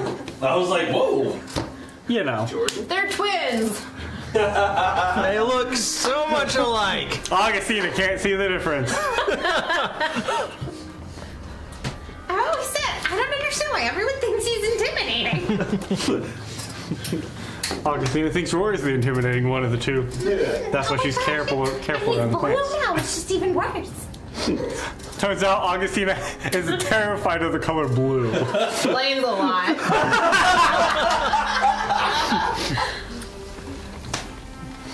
So as you two come in, you met with Bartholomew, who comes out and greets you and says, "Welcome back, Lord and Lady. Boys, take the horses, please." Augustina is fine. Of course, my lady. Augustina? Yes. I just need you to practice with me. Yes. Augustina? Lady Augustina, of course. Just Augustina. He still won't let me call him Bart. My lady, we are professionals. Yes, so you can professionally call me Augustina. Of course. So let's try it. Yes. Yes? Lady Augustina. We'll practice. Absolutely. Okay.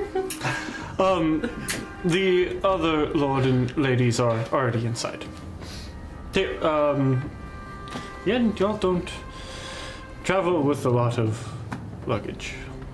But I see you have some. No. And so, I don't. Got everything we need here.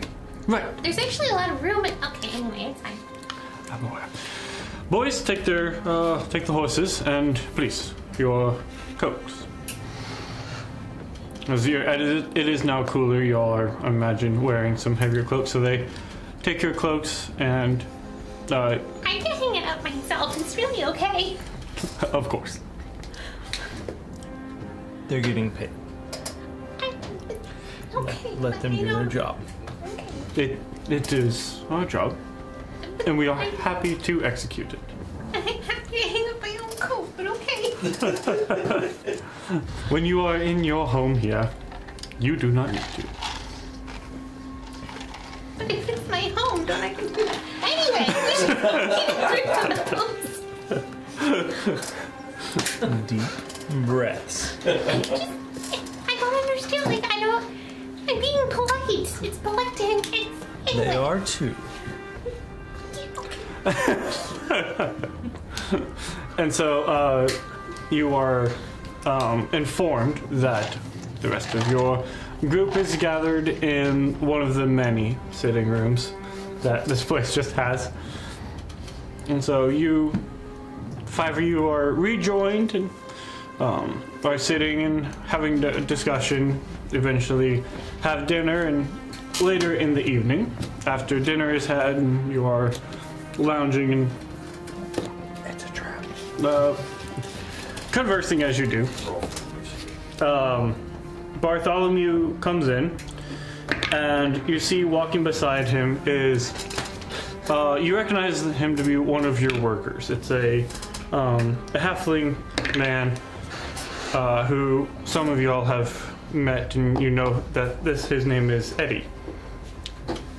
And as you are sitting and reclining, discussing, Bartholomew comes in and goes, "Pardon the interruption, but your worker Eddie here would like to ask something of you all.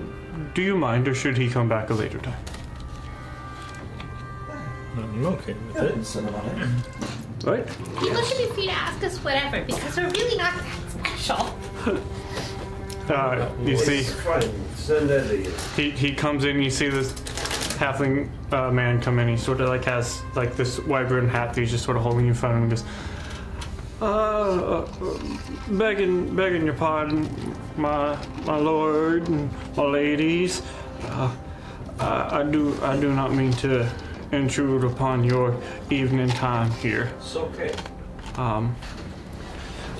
We've been told that you are, well, we heard the king said that you are heroes and that y'all help the kingdom and people and such. And well, you see, my sister has fallen.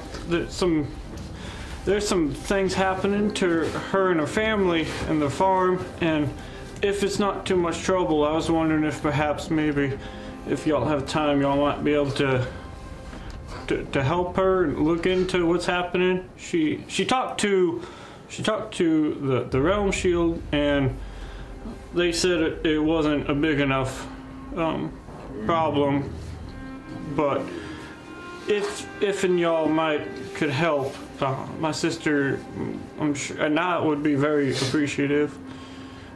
It's a few days away, and I understand if you are important and busy people. We will go take a look. Do you have any We need to talk to information? the king about these Like, roadshows. what has happened? My sister and her husband, they have a dairy farm, sort of up to the west, closer to the mountains, and something was happening to her animals, and she says that there's something happening in town too. Apparently a new individual has come into town, and he's not too helpful either. But if and it's not too much trouble, I was hoping that maybe y'all could look into that if you might. I can. It is just a little bit sort of north and west, closer to the mountains. We can Cory will pull out look one of the into maps. this. Could you point it out for us? I can. And he sort of like takes a minute and sort of looks at the map and sort of figures out what's going on. He goes, "It's not one of those. It's small. It's not one of those that are marked, but it should be right around this region here." And he points an area. It's 2-3 days journey. And do you happen to have the name and badge number of the Realm Children? Get his ass fired for being a piece of shit. No. I'm afraid I don't. She talked to Insufferable. some of the soldiers that are assigned to security in that region, but apparently they weren't able to help with whatever's going on. I see no reason why we can't help, man. Well, No, you work for us, you help us, we help. thank you. I appreciate your help. And he sort of like looks up to Bartholomew, who just sort of like smiles and looks at him and sort of like shows him like you can leave. You know, points to the door. He bows his head again, sort of backs out, and Bartholomew goes, See you later, man. In the future, be sure to ask for the name and badge number. We need to work on that. "Work on." It's okay to talk to us. Yes. Just so you know, and you can communicate. You all have done a very good job of expressing that, and the fact that he felt comfortable enough to request an audience. There are not many lords and ladies who would accept such an informal audience during a relaxing period of their evenings. Maybe we can make a pie and take it to his family. as it gets. I will let you take care of that. Okay, I can make a pie. We'll go make a pie later to take to his family. Maybe when we're closer. You what? Maybe when we're closer, that way it's fresh. Oh, yes, that's a good idea. Yeah.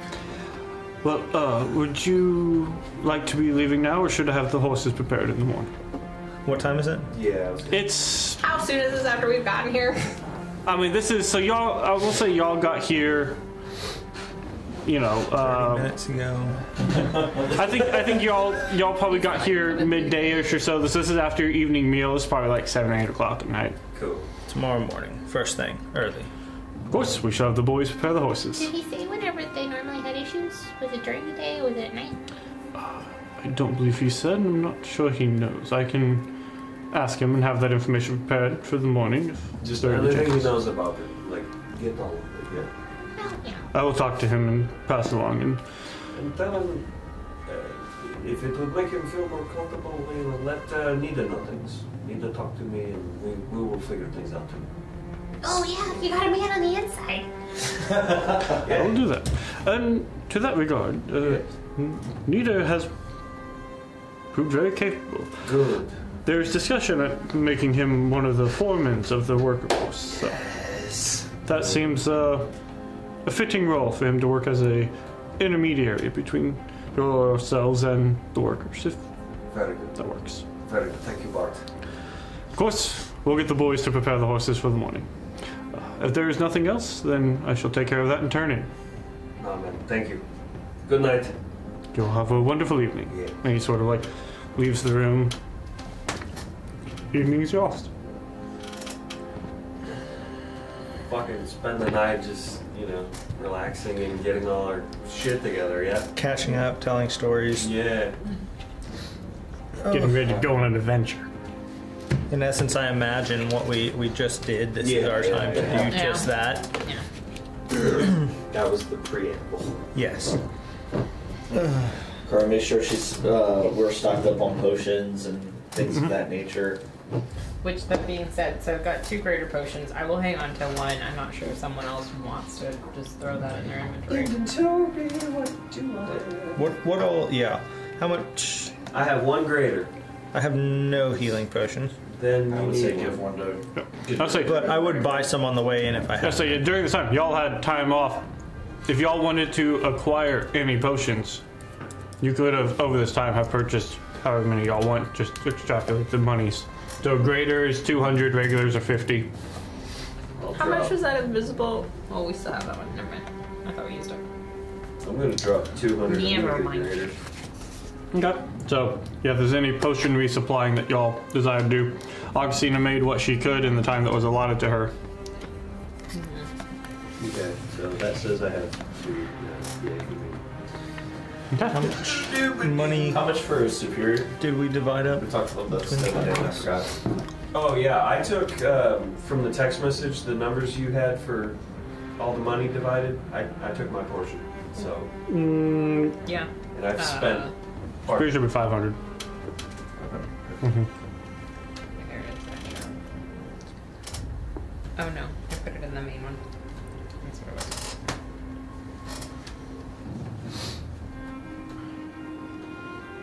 How do I spell? Give me a send it to you. So, yeah, if there's any of those type of things, y'all replenish as you wish in this time. Were there any other shopping instances that we did not touch on in that 2 month that y'all need to take care of right now? Replenishing of anything. If there's anything that y'all already know the prices of, like material components or whatever, your tattoos or whatever, mark off the money, add it to your inventory. We're good. So, Sorry, thank you. Mayor, you got an extra 30 gold somewhere in the middle of splitting everything up. Mare is bad at math, so she doesn't even notice. Well, that's awkward. You might need to get that looked at. y'all acquired all of your. I know you said you wanted to buy a diamond. Yeah, I got all of that. Okay. And did you buy any? I don't remember. Did you buy any more diamonds or not? Okay. Cool. Oh, with the estate, we were just Reinvesting. okay. Save the money for now. Yeah. Save the money to try to Don't expand, buy more land, do whatever you're wanting to. Okay, so I will just add another thing to our party funds. That's about. Your estate funds. Some flavor text in our wherever we're trophy rooming. Gray's gonna take his wolf pelt, his dire wolf mantle, and he's gonna have that hung up. And he's also gonna have the sapphire necklace, and he's gonna have that with him. Okay. Yeah. That's good. I don't want to take that out anymore and risk it. I have a place I can keep it. Yeah. Yeah, I feel one of our rooms has become a potion/poisons workshop. I mean, People who know how to make it do. y'all can turn one of your rooms into essentially an alchemy herbalist room. Yeah. I mean, they kind of figured because you've got the conservatory right there, it's like the little space that comes right off the conservatory. Yeah, I think that'd be Please do not take any of the stuff into the kitchen. We don't want it getting mixed up. Yeah, see, that's the problem. Your conservatory leads to kind of this sort of foyer sitting, entry area that you can see the entrance to the kitchen from. Do not mix the conservatory herbs with the garden herbs. 2 different herbs. Okay. And so, y'all go to bed in your respective rooms, or whatever rooms y'all have decided and chosen. There's space for it. Morning comes and there's... You all sharing one space because... Sure. We're so used to it, we don't know how to do it. We have a 5-person bunk bed. Yes. It's the first renovation we made to the house. We're all scared to sleep by ourselves after the past few months. The first night y'all were sleeping, Helena and Bartholomew go, they're a little odd, aren't they? Why are they all in the same... They built a bunk bed.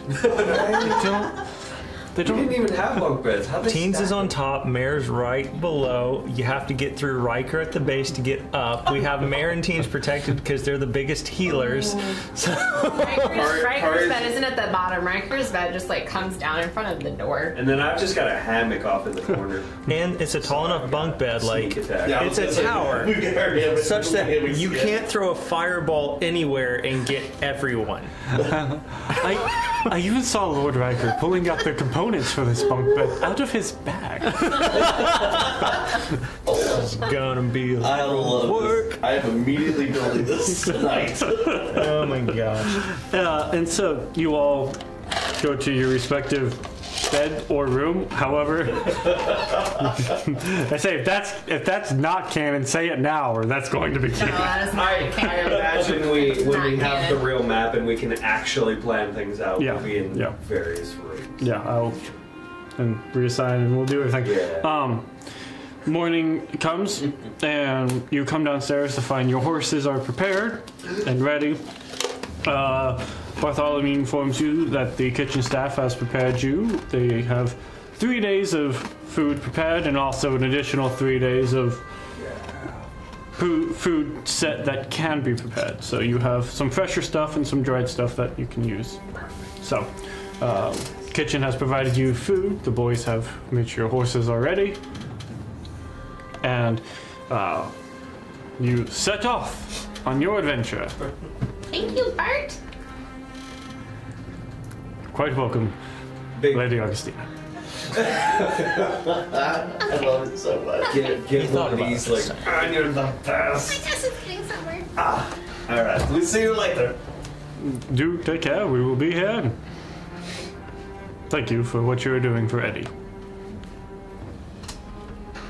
Thank you for taking care of the garden in my absence. Of course. Much appreciated. Well, thank you for everything that you've been able to impart. I thought I knew quite a bit, but even I was lacking, so thank you. Your knowledge is vast. Don't tell Augustina, I learned half of it from her. Of course. I will not tell her. See you later, Helena. Do be safe, Lady Augustina. It's gonna be the best part of having this right here. You see, even like one of the twin boys, Jared and Rufus, one of them is like holding the horses and like getting things ready for them. And as you sort of are like getting on, like they bring out like your big, practically war horse, massive thing, and it is, Right. which is a little ironic compared to like Augustina's horse, which is often paired next to it, right? It's just So you usually call it ponying. It is not a pony. It's a full horse. It's rude. It absolutely is. Rude. But you see, like, this, like, 17-year-old boy, like, trying to handle a horse that is used to a slightly sturdier hand as he's, like, bringing this animal out. That, as y'all have not spent a terrible amount of time at the estate, and this horse was not acquired at the estate, he is doing his best to try to build familiarity with this horse. You're doing fine, son. You're He's doing really sweet, fine. Well, I'm. It's a lot of horse, my lord, but I think I can handle it. I trust you. Maxine pets the horse's nose and then goes over to hers. And y'all You ready to go, Bonnie? mount up and head off on your way. Now, are these the horses that we did have? Did Rory and Brovas bring them with them from... I guess that's a question. I mean, the estate had horses that y'all could use. Did you want Rory and Brovas to bring back your previous horses, or you just donate those to the knights and say, these are for y'all's use now? I feel like we would have had to have gotten different horses at this point. Well, the Because it horses would that have are taken too long. the horses that are there as well. I mean, those are used by the estate. Like they need them for stuff too, yeah, or no? Yes, but they also have, like, horses for y'all's use can be easily acquired if they're, yeah. We're not taking something they need to do. No, yeah. There's y'all won't be able to if y'all require something that would normally be used for the production and maintaining of the estate. Yeah. The estate has funds and means by which to acquire the things that y'all need, so the estate doesn't have to suffer. You know. We also have just a little bit of money if you need to just get your own. I'm content. And so, like, for his horse, the estate could have acquired it unless they left and then on their way went, we're going to get it ourselves. You know, that's sort of the, however y'all want to make that fantasy happen. Riker's horse. Do we really want to go into horse riding right now? That's why I said, however y'all wanted to make that happen. Sure, it happened. However, you and I had a semi-discussion about wanting to start a horse farm. Here's We need Dave. more horses. They're fine. Hell yeah. I must say, thoroughbred and draft horse crosses are some of the best tempered horses. She knows how. Mare was horses so traumatized by the death of her original horse, she's just trying to breed that horse again. That's what this whole program is about. No, because, what was that, Cookie? I think so. Yeah, Cookie was more like quarter horse build, like Lauren? entirely different. It was a joke. There's traumatized, but not that traumatized. Or perhaps not traumatized in that way. Of all the things in this campaign that has traumatized y'all, that wasn't top 10. just the So we gosh make- upon them. So y'all continue on your journey, stopping every night and setting up. And as you're going, you travel for a day or so, and as you get to the evening of the second day, you set up your camp. And as your camp is set up and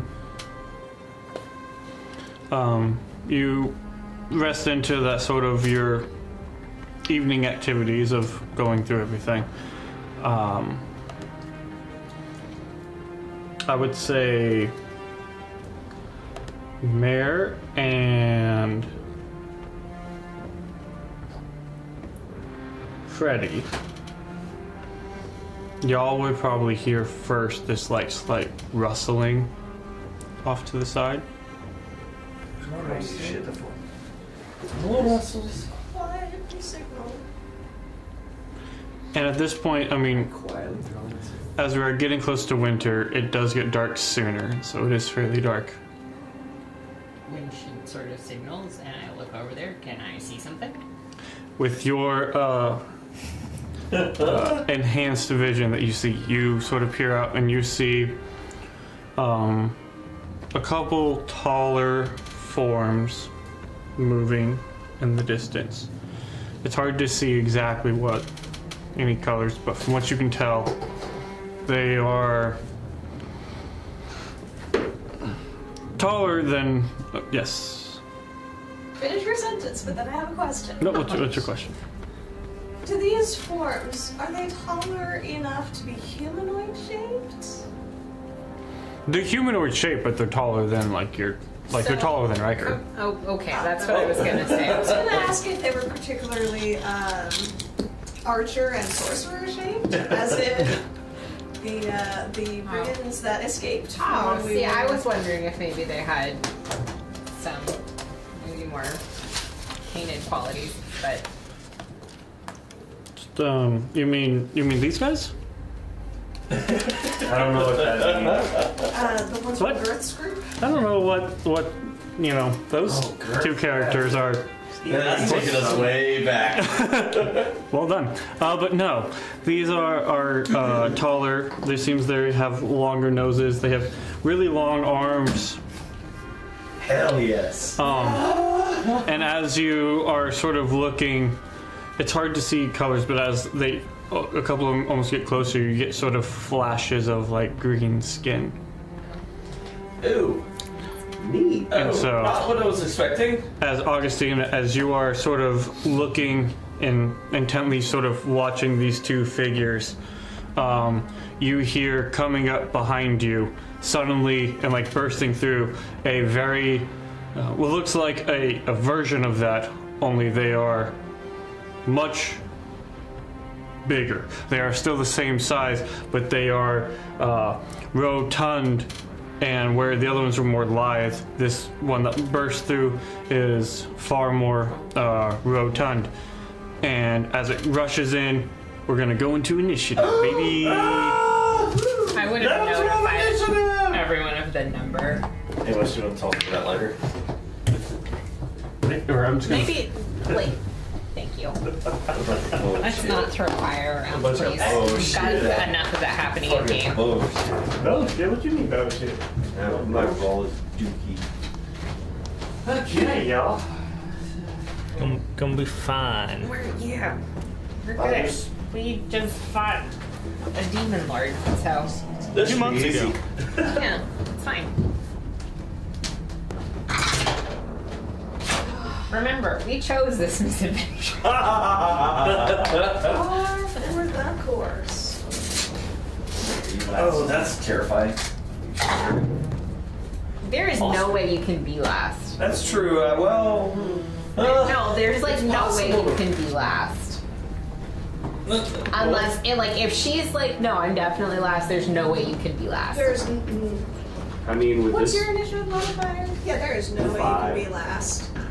You and I could roll the same thing, and I would still be last. If he rolls anything beneath a 10, he gets a 10. Yeah, reliable talent doesn't affect my initiative, does it? Does it? What's it Like, say? No. I didn't think so. It has to be Ability something you're checks. proficient in, and you're not proficient in initiative. Never have to worry. But if you Yeah, were, that's true. I'm lazy a lot. I'm down. oh, that looks so cool. And I got trees. I Trees. just assumed got I it. roll d12s. For Oh my Check it out god! there. Look at that! There's trees. Are they Where did they come from? Aw. Happy little trees from a dude with a giant afro. Man, Trees? for real. Man, I was in for Halloween one year. Are like, those trees jokes happy aside, about? Bob Ross is awesome. Dude, yes. No one should ever make fun of Bob Ross. He is electric. I wasn't. I was making fun of somebody else. That's perfectly fine. Make sure Trees? they deserve it, I guess.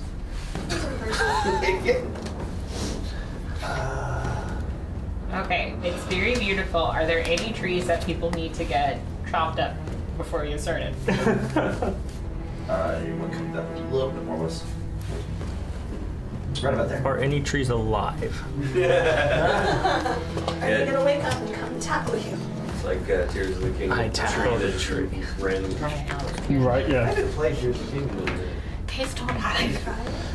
We're going to get rid of those beans. So, My favorite is just carrying around Fierce Deity Sword. And let me see here Both of those are really helpful. as I pull some things out. When you get upstairs, they're really good. This one instance, yes, I think maybe we'll figure that out. Especially the door.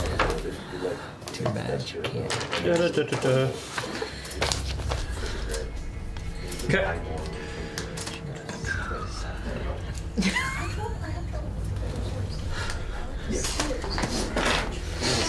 I forgot.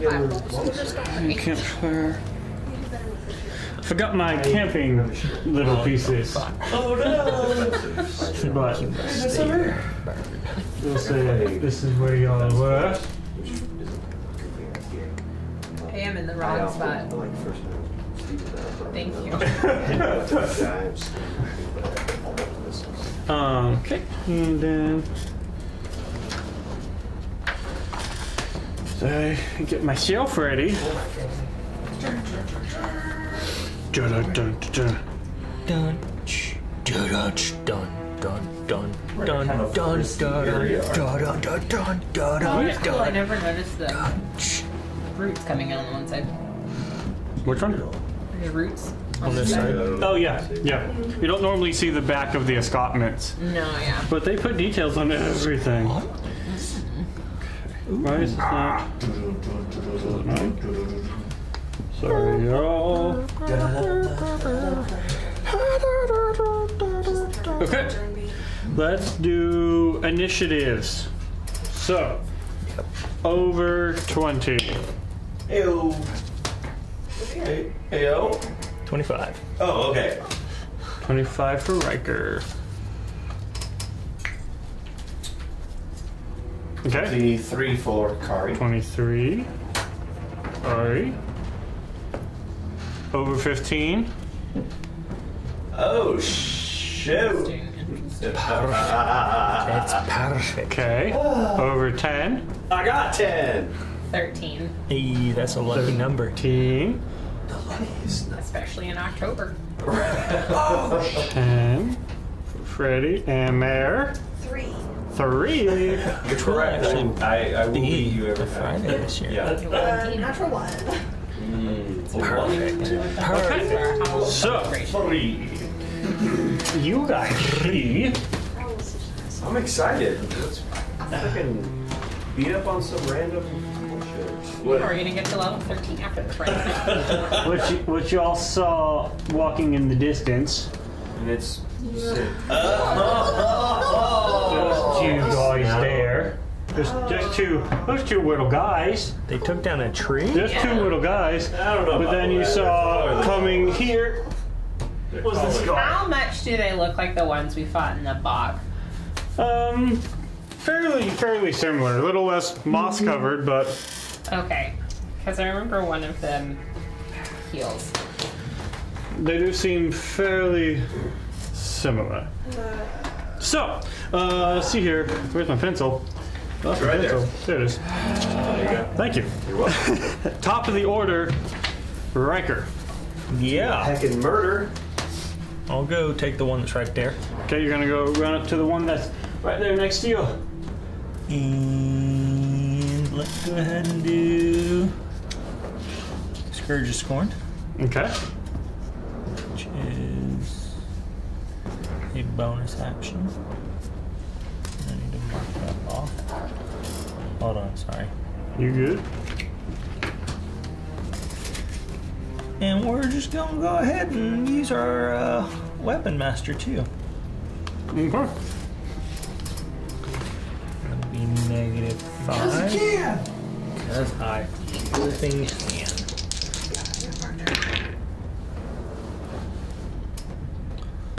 13 plus 6, 19. 19. That hits. Pull out the good dice.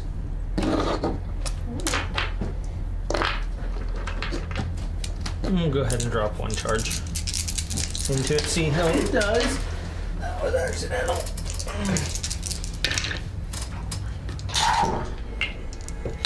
20.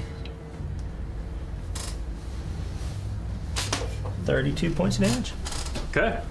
And as you strike into this guy, you sort of see like the sort of spores and growth and everything on him sort of burst open, and you take 5 points of poison damage. Oh my god.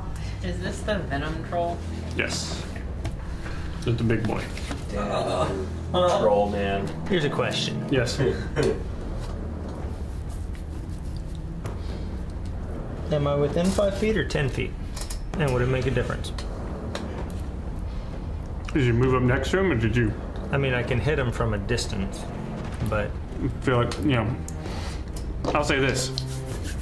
We'll say for that one. It doesn't matter. I will be there, But you did see, moving up close to him, hitting it, you did see, like, hit the area immediately around him. And we would have familiarity with this guy because we fought Venom Trolls previously. For that regard. So it hit the area immediately around him. So, remembering that after you hit him with, oh yeah, this stuff hurts, you could take a step back if you wanted. Yeah, I'd get hit though. Maybe. It's not worth it because it's just close distance again. So. I did the same thing with my whatchamabobber. My Great Weapon Master. 21 to hit. Oh, yes.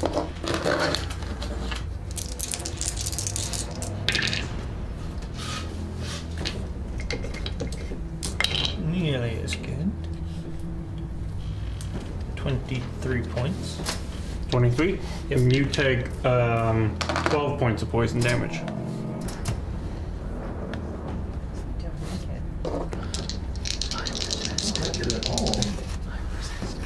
And your third attack? Yep.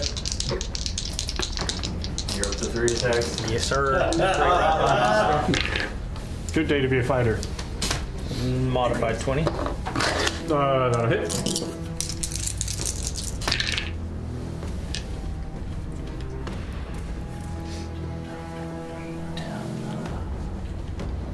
$35. And you take 9 points of poison damage.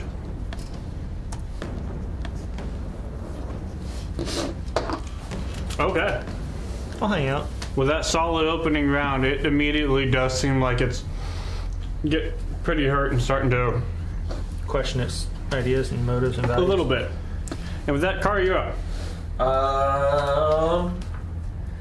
Seeing how far the other ones are, Car's gonna go provide flanking for Riker. Okay. And we're gonna start with some punches. Okay. Lots of punches.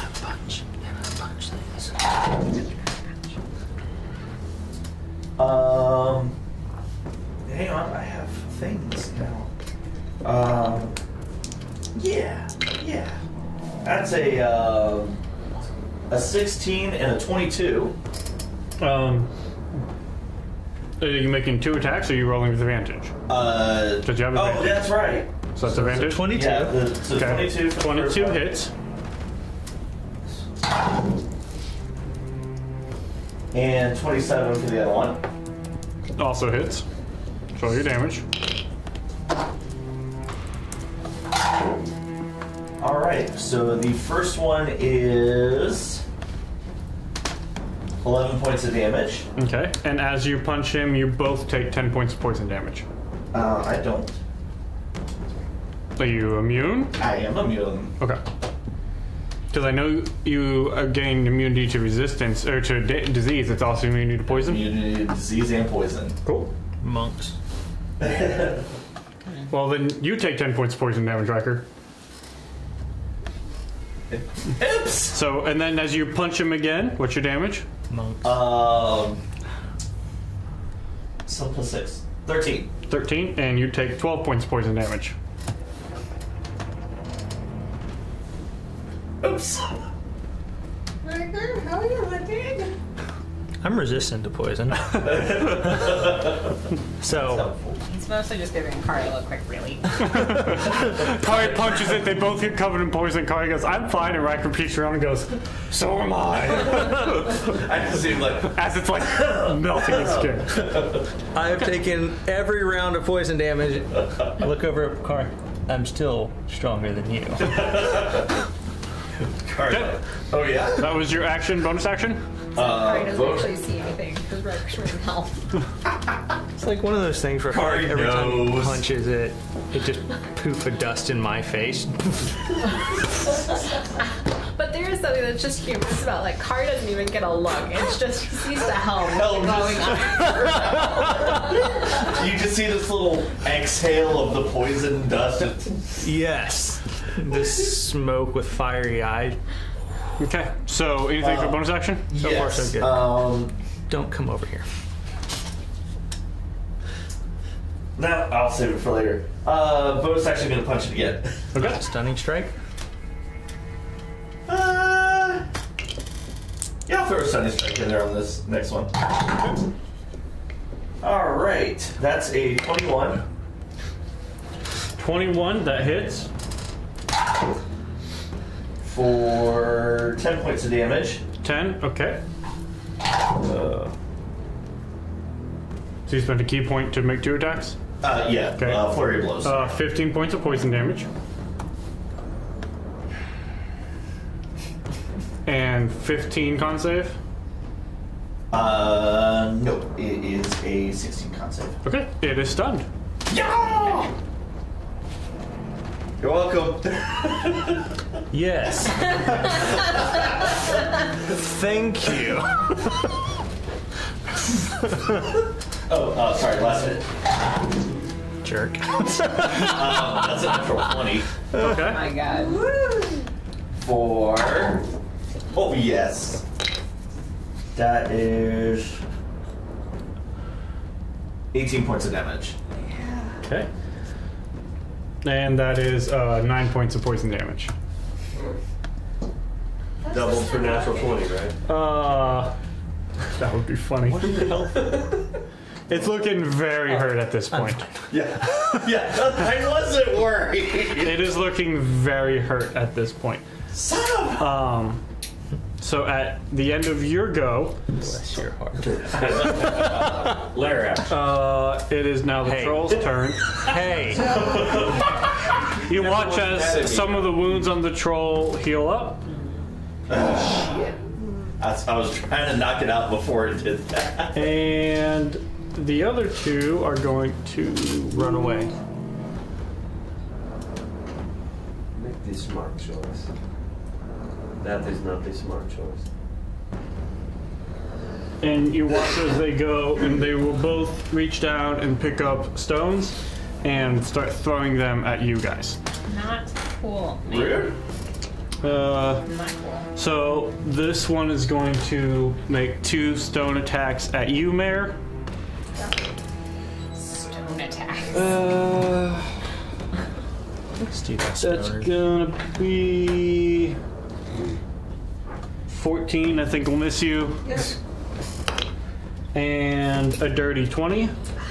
Just hits. Okay. Damn. It is my AC. So you take 7 bludgeoning damage. Sure. And then this one is going to throw 2 stones at you. Nope, with the natural 4 on the die, that'll miss you. And... no, that's only a 13. That'll also miss you. So the whole time I do this, and the stone. Yep. That one's stunned, which is real unfortunate, so he can't because that would have been fun. Alright, that's the trolls go. Augustine, you go. I'm going to go 15 feet back. This way? Yeah. More, Away. more like middle. There? Yeah. Okay. Yeah. I will use 2 sorcery points to turn Chill Touch into a bonus action and aim it at the Venom Troll. Okay. Ooh, we are going to use Tides of Chaos. Okay. Don't know that that's gonna be any better, but that's 15. 15. Just hits. Okay, cool. Cool. I need 3d8.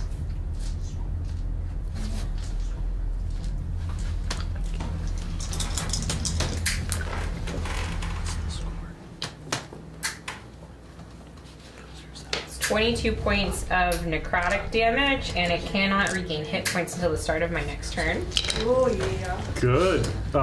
3 points of poison damage.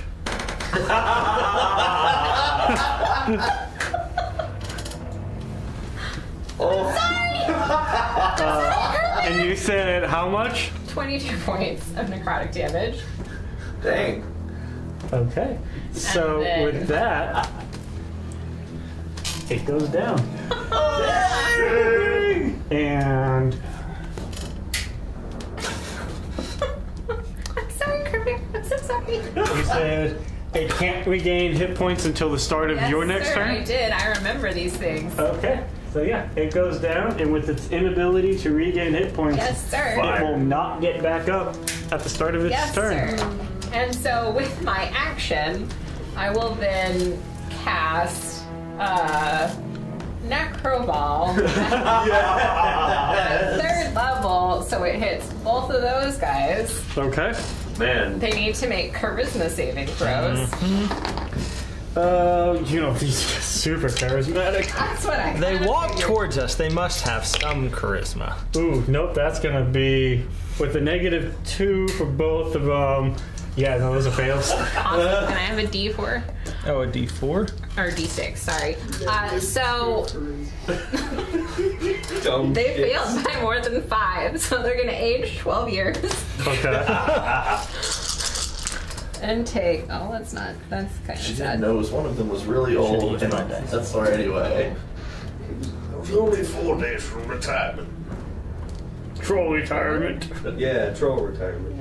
That's, Doesn't that just mean they get 30 eaten points the of rest of the trolls? necrotic damage. 30? Okay, and I do believe you used tide jets. Yes, I So let's go ahead and start this off with a good old-fashioned blow-up. Give you your tides back. Oh, we are fine. No.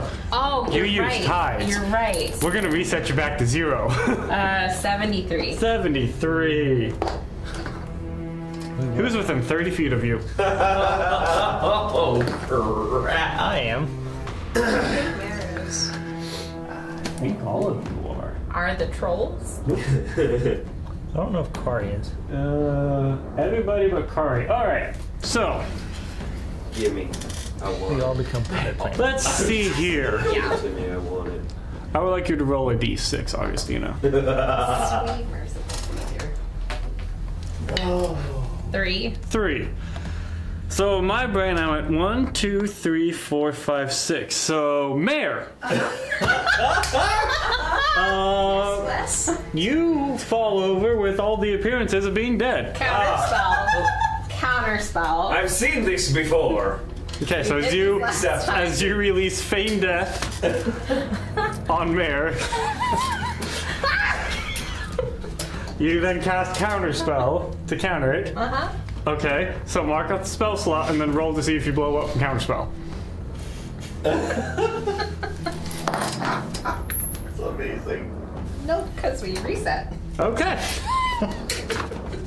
Well, there you go. Roll so low so often. I think the highest you've gotten was 6. I've gotten natural 20s on it. Just hasn't been recent. All right. And so with that, anything else you want to do on your turn? Want to move anymore or hang out there? No, I'm pretty content. Okay. We will go to Freddy. Hey! Can I close the distance? Scan. 5, 10, Cool. 30. I'm gonna cut a bitch. Got it. How long do trolls last? Or live? Significantly With us less around? now. About 3 hours. Eeny, meeny, miny, mo.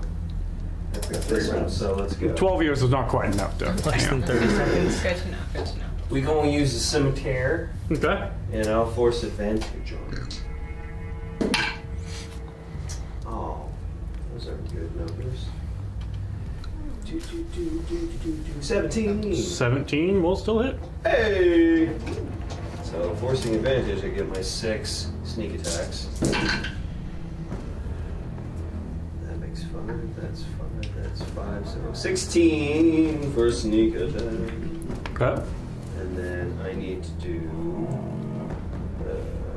Yeah. Okay. We'll use blam. 11 for the slashing, Okay. and then. Oh no, that's green flame. And they need to succeed a 15 con save, or their reaction belongs to me. Okay. What about the psychic damage as well? Also does a d6 to psychic, doesn't Oh, it? I'm a doofus. I'm sorry. I misunderstood. I was reading.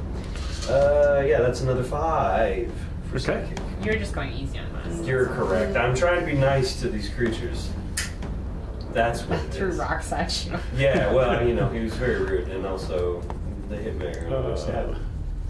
And they need to make a con save, you said? Constitution.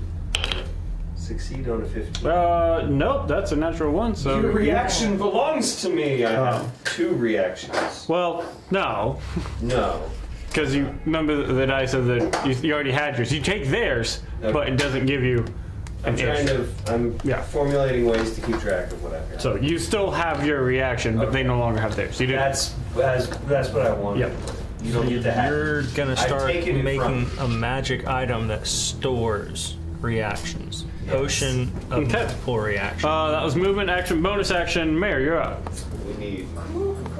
Cool. I am going to go ahead and do the circlet of blasting. Okay. Let's Hold go 10 for the reactions. one that Freddy has been smashed on. Okay.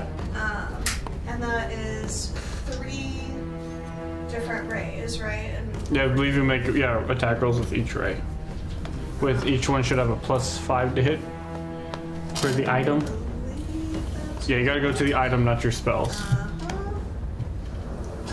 Yes, with a +5. Cool.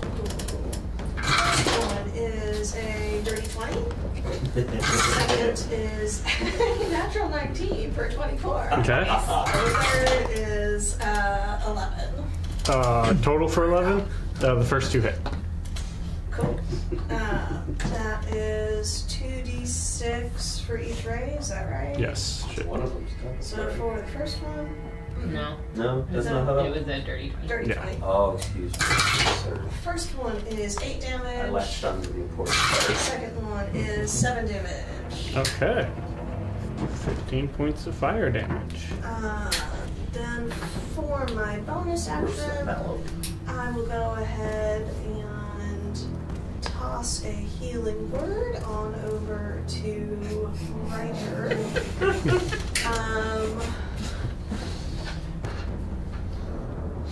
I think you're super fast now, right? Wishful thinking, I know. Yes. Take the D4. Where is that? It's just a first level, but it will be 12 points of healing. He. And I believe. Okay. You want to move anywhere? Also regain 3 hit points for a cycle of life. Yes. Don't you dare take that D4 out of there. Do you want to move anywhere? Or you're gonna hang out there. I mean, I'm feeling okay where I'm at. I'll do like 5 feet, just a step this way, sort of perfect right there. At the top of the order,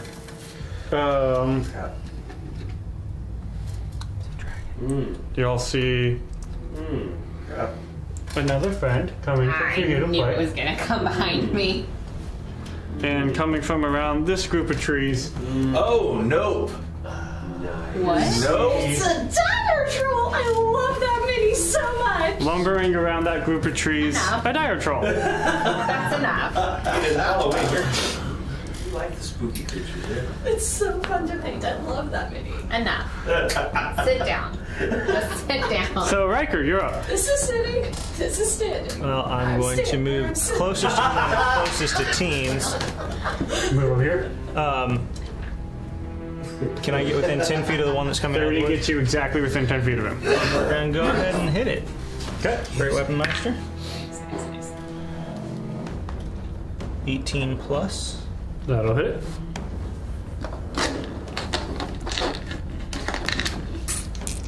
That's how you track reaction.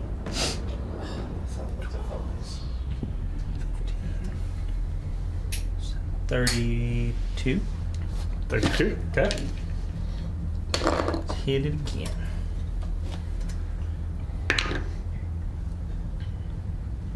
18. 18 will hit.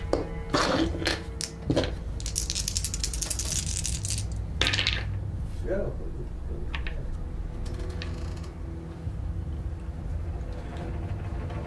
And that was with Great Weapon Mastery, because that was Okay. with a -5 to my modifier. Okay. 13, 7, 20, 30 points. 30. Okay. Bonus action? No.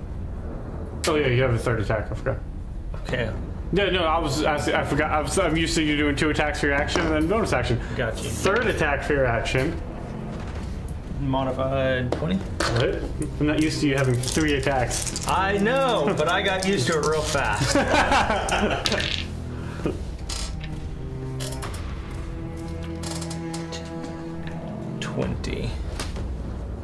20 points. Okay. And that's a mixture of what, force and slashing, right? Yes, force and slashing. Man, Riker puts out the hurt now. What was the total damage? 30. 82 total. Great weapon master, man. I'm I've been liking telling it. you. That's an extra 30 points on top of everything, Yes. just because you did great weapon master. Yeah, I'm kind of a fan. Good call. Bonus action? Oh, that's right. I didn't use one. Yeah. Sorry. He got used to his third attack.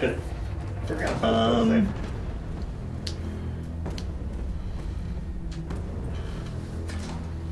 Potentially, but nothing like. Can I tell you like nothing that will immediately impact? It would be some sort of like defensive thing. Well, I mean, let me know if you're doing it now or not. I'm trying to find them. Okay. So you are doing it. That's what I'm looking at. Okay. Well, while you are looking at that, Kari. That's what I was going to ask. Gotcha. If we can go. Yep, I'm with you. I'm with you. Kari's gonna look around. Oh crap. I'm gonna head towards the dire troll. Okay. Let's keep this. Kari's gonna try a new thing.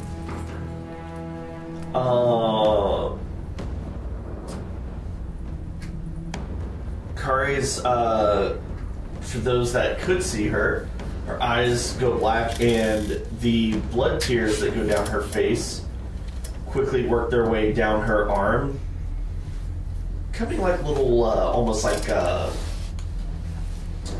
looks like seeping blood. And I'm going to put my hand on the dire troll's stomach and cast inflict wounds. Okay.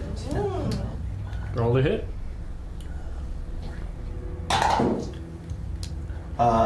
18 plus 8, so 26. That'll hit.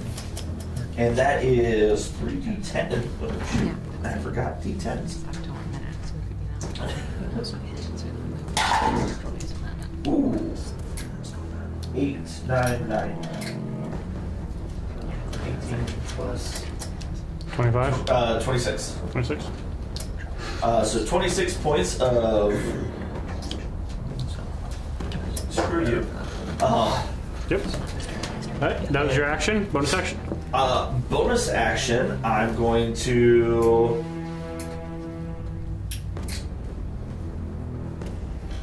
Spend a key point. Can I do this? Yes, I can. Okay.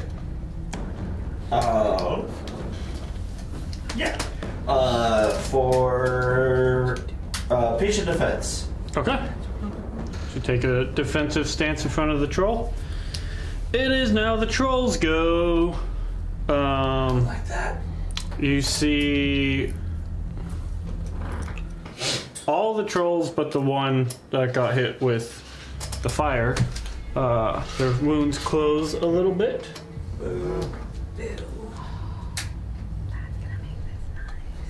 Garbage. And now we'll start with what's the reach on them? Okay, so this troll will move up. And this troll will go up and we'll go over to you. And dire troll, stay where you at. Okay, so Riker, starting with you, this troll's going to make 3 attacks, 1 bite, and 2 claws against you. Okay. Sounds comforting. So, first, we're going to use to start with his bite attack, which with a 10, I think will miss you. Bad boy. His Riker's not impressed. 18, I think will also miss you. That will miss. And then that one should hit with a 26. Yes.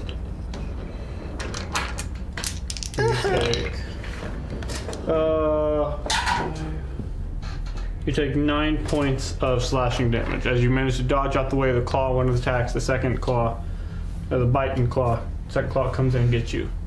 Freddy. Hey, what's up? There will be a series of 6 attacks against you.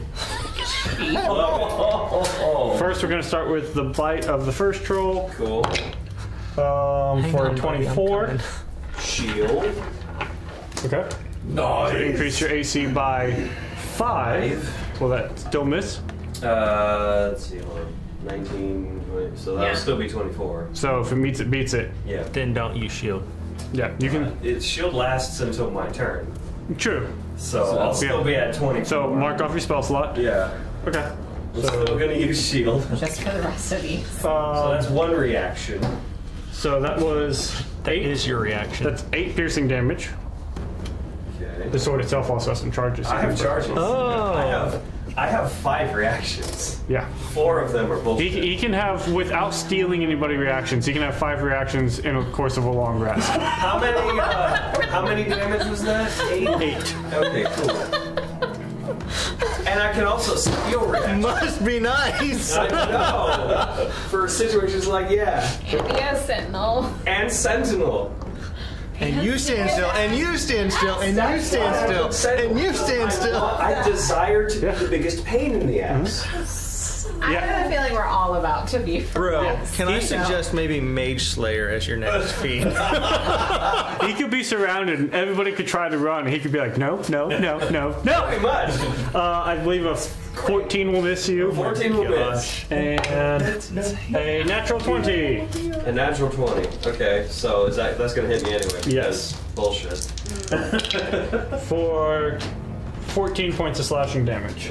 So as the first one comes in, you manage to dodge out the way of one of the claws, but its biting second claw hits you. Okay. And then the other bite for a dirty 20, I believe, will miss you. Dirty 20 will currently miss me. Barely used shield. Oh wait, I also have fucking whatchamadoodle, so I can half damage. We'll wait. Uncanny dodge. Yeah. Yeah, it should be that one. 19 will miss you right now. Yeah. And then that will also miss you. Okay. Okay. Shield saved you a few times. Hell yeah. That's why we have shield. And now for the dire troll. I've really used it until now. And now for the dire troll. Kari, the dire troll is going to make 5 attacks against you. 1 for each head? Or One bite and 4 claws. Is that like a little arm sticking out holding a head or something? What is that? Out of its right shoulder. That's... Out of its right shoulder is one arm that's sort of with 2 fists that are like right next to each other. So like 1, 2, 3, 4, 5 arms. Hey. So like the elbow, it has like another forearm and another. Yeah, yeah. That's Attacks. horrible. Arms. If he gets Yeah. one per, don't give him another. It is fusing dead trolls to itself. So it's doing that. Yes. Oh, that's even more horrible. Yeah, whenever. Yeah, so if you cut off the limb of a troll, it can come over and be like, I want that. Necro troll. Grow. So the bite attack against you, It slices itself. 17, which should miss So you. if left Okay. alone, that thing could be like First claw, a fucking centipede of awfulness. 21. Just hits. Okay. First claw. Uncanny dodge. Correct. I thought about multi-classing Grave Cleric just for the anti. 15 points of slashing damage. Oh, rude.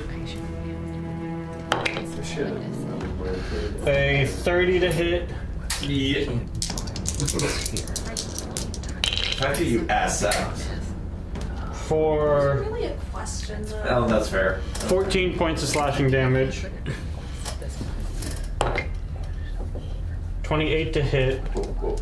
14, not 114.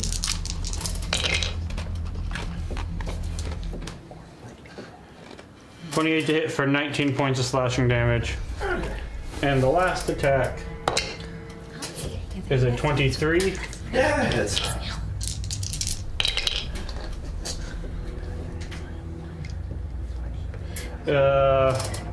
for 13 points of slashing damage. Okay. So as you manage to dodge out the way of the bite, all of its claws just begin raking into you. But that is the end of the Trolls Go. Augustina. I am going to bonus action use Spirit Shroud, and I'm going to call on the spirits in the area to see if anyone would like to come and help, and I will cast it through the rings on Riker. Okay. And then... Is that a warlock or... That is a warlock. It is concentration. Okay. So Spirit Shroud through focused on Riker. You are concentrating. And then, do I get to use any attack at this point in time, or is that going to wait until his next round? What does it say when it... Because it should come into play whenever you make an attack, right? Any attack you make deals damage. Yeah, so it's a bonus action to cast it, right? Yeah.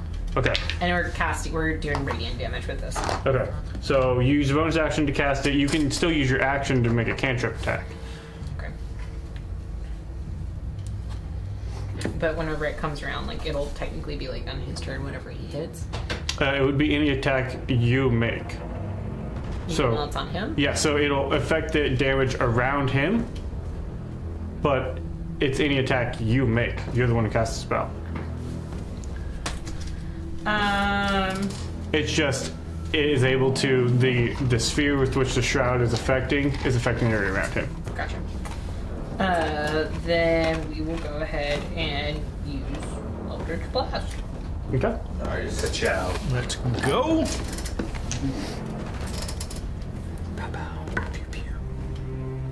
think that's gonna hit because that's a natural 18. That'll hit. Do you want me to just roll the attacks first? Go ahead and just roll damage, just in case. He did a lot of damage to it, so we'll see what you add on top of that.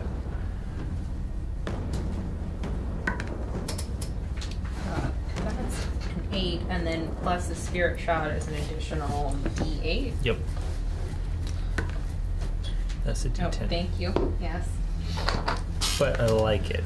Okay, so that's going to be 8 points of force damage and 5 points of radiant damage. Okay.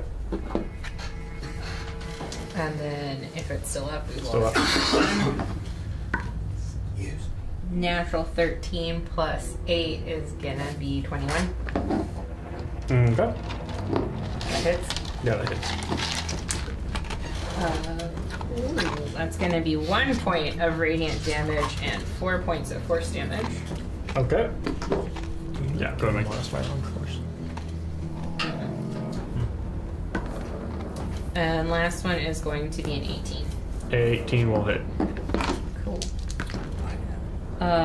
That's gonna be 6 points of force damage, 4 points of radiant damage. Also, it does not regain any hit points until the end of my next turn.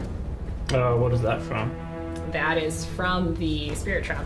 Spirit Shot doesn't let you regain hit points? Any creature that takes damage cannot regain hit points until the start of your next turn. In addition, any creature of your choice that you can see within the start of its turn within 10 feet of you has reduced speed by 10 feet. I don't think it's going to be moving anyway, but we'll just say its speed is reduced by 10 as well. Nice. Okay. It's up but barely. For ready. Hey, what's up? Mine.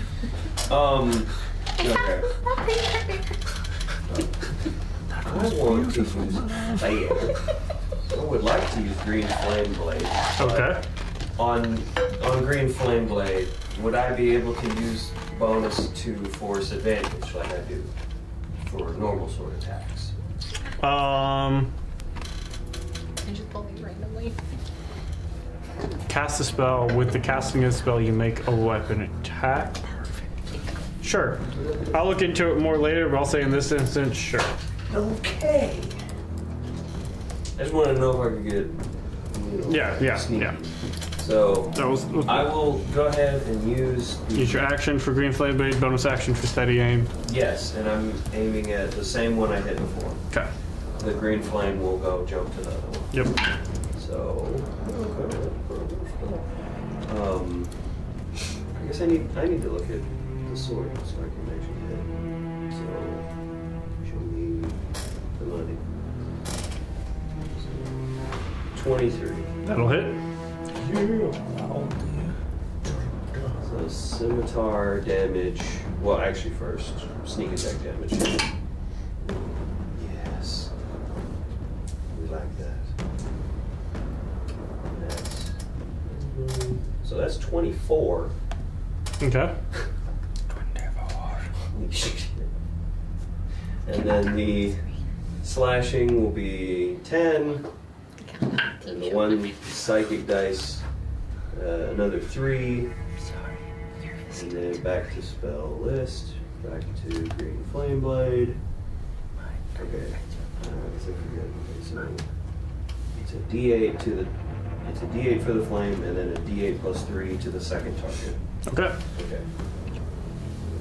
I want this one.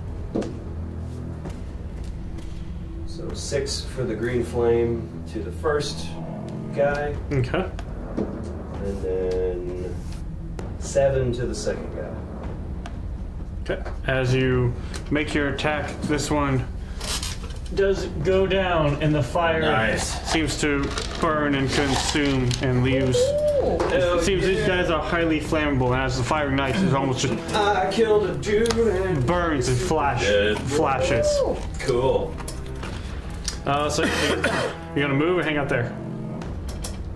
I will move around him. I'm not gonna stay in front. And when you made your attack, before he died, you did steal his reaction. Hell yeah. No, stay there. That's my stolen reaction. Okay. Try to remember. Mary, you're up. Okay, cool. We are going to do. Well, you have that token, and then your 4. Does stack. We'll go over it more later. Keep going. Spiritual weapon. Okay. That's my bonus action on the one that Augustina has spirit shrouded, sort of over there. Okay. So that will be Around the other side. natural 19 to hit. Okay, yeah, that hits. So that is going to be. There's my D8. Nice. 8 on the die. Plus 5 for 13. Force damage. And with that, it goes down. And given the spirit shroud, is unable to regain hit points. Yeah. Seeing that one It'll stay there. fall, I will go ahead and use my action to take my wand of magic missiles, and I will do 3 charges for 5 bolts that all hit at once. Again. Go 1 by Freddy. Okay.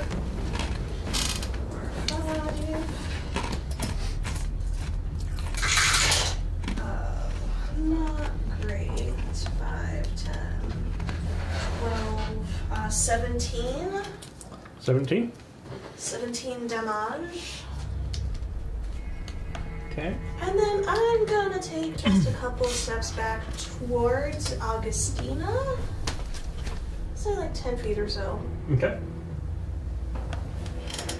Yeah, that's good. And that's my turn. That's your turn. Okay. At the top of the round, Oh no. Oh no. No! you'll see coming forth. I think we have found Eddie's problem. Perhaps. Maybe just a bit. Oh, that's a big old chonker. More trolls. And with that, That's another one. we're gonna pick up on the continuation of this fight next time. Oh my god. I don't like that. So many trolls! Level 12! I mean, we're doing great. Wesley's trolling us, y'all! Wow. No! But he is, though! God. All right, so yeah, we'll Reminder for myself. continue this troll fight next time. Reminder for yourself. Shroud on Riker.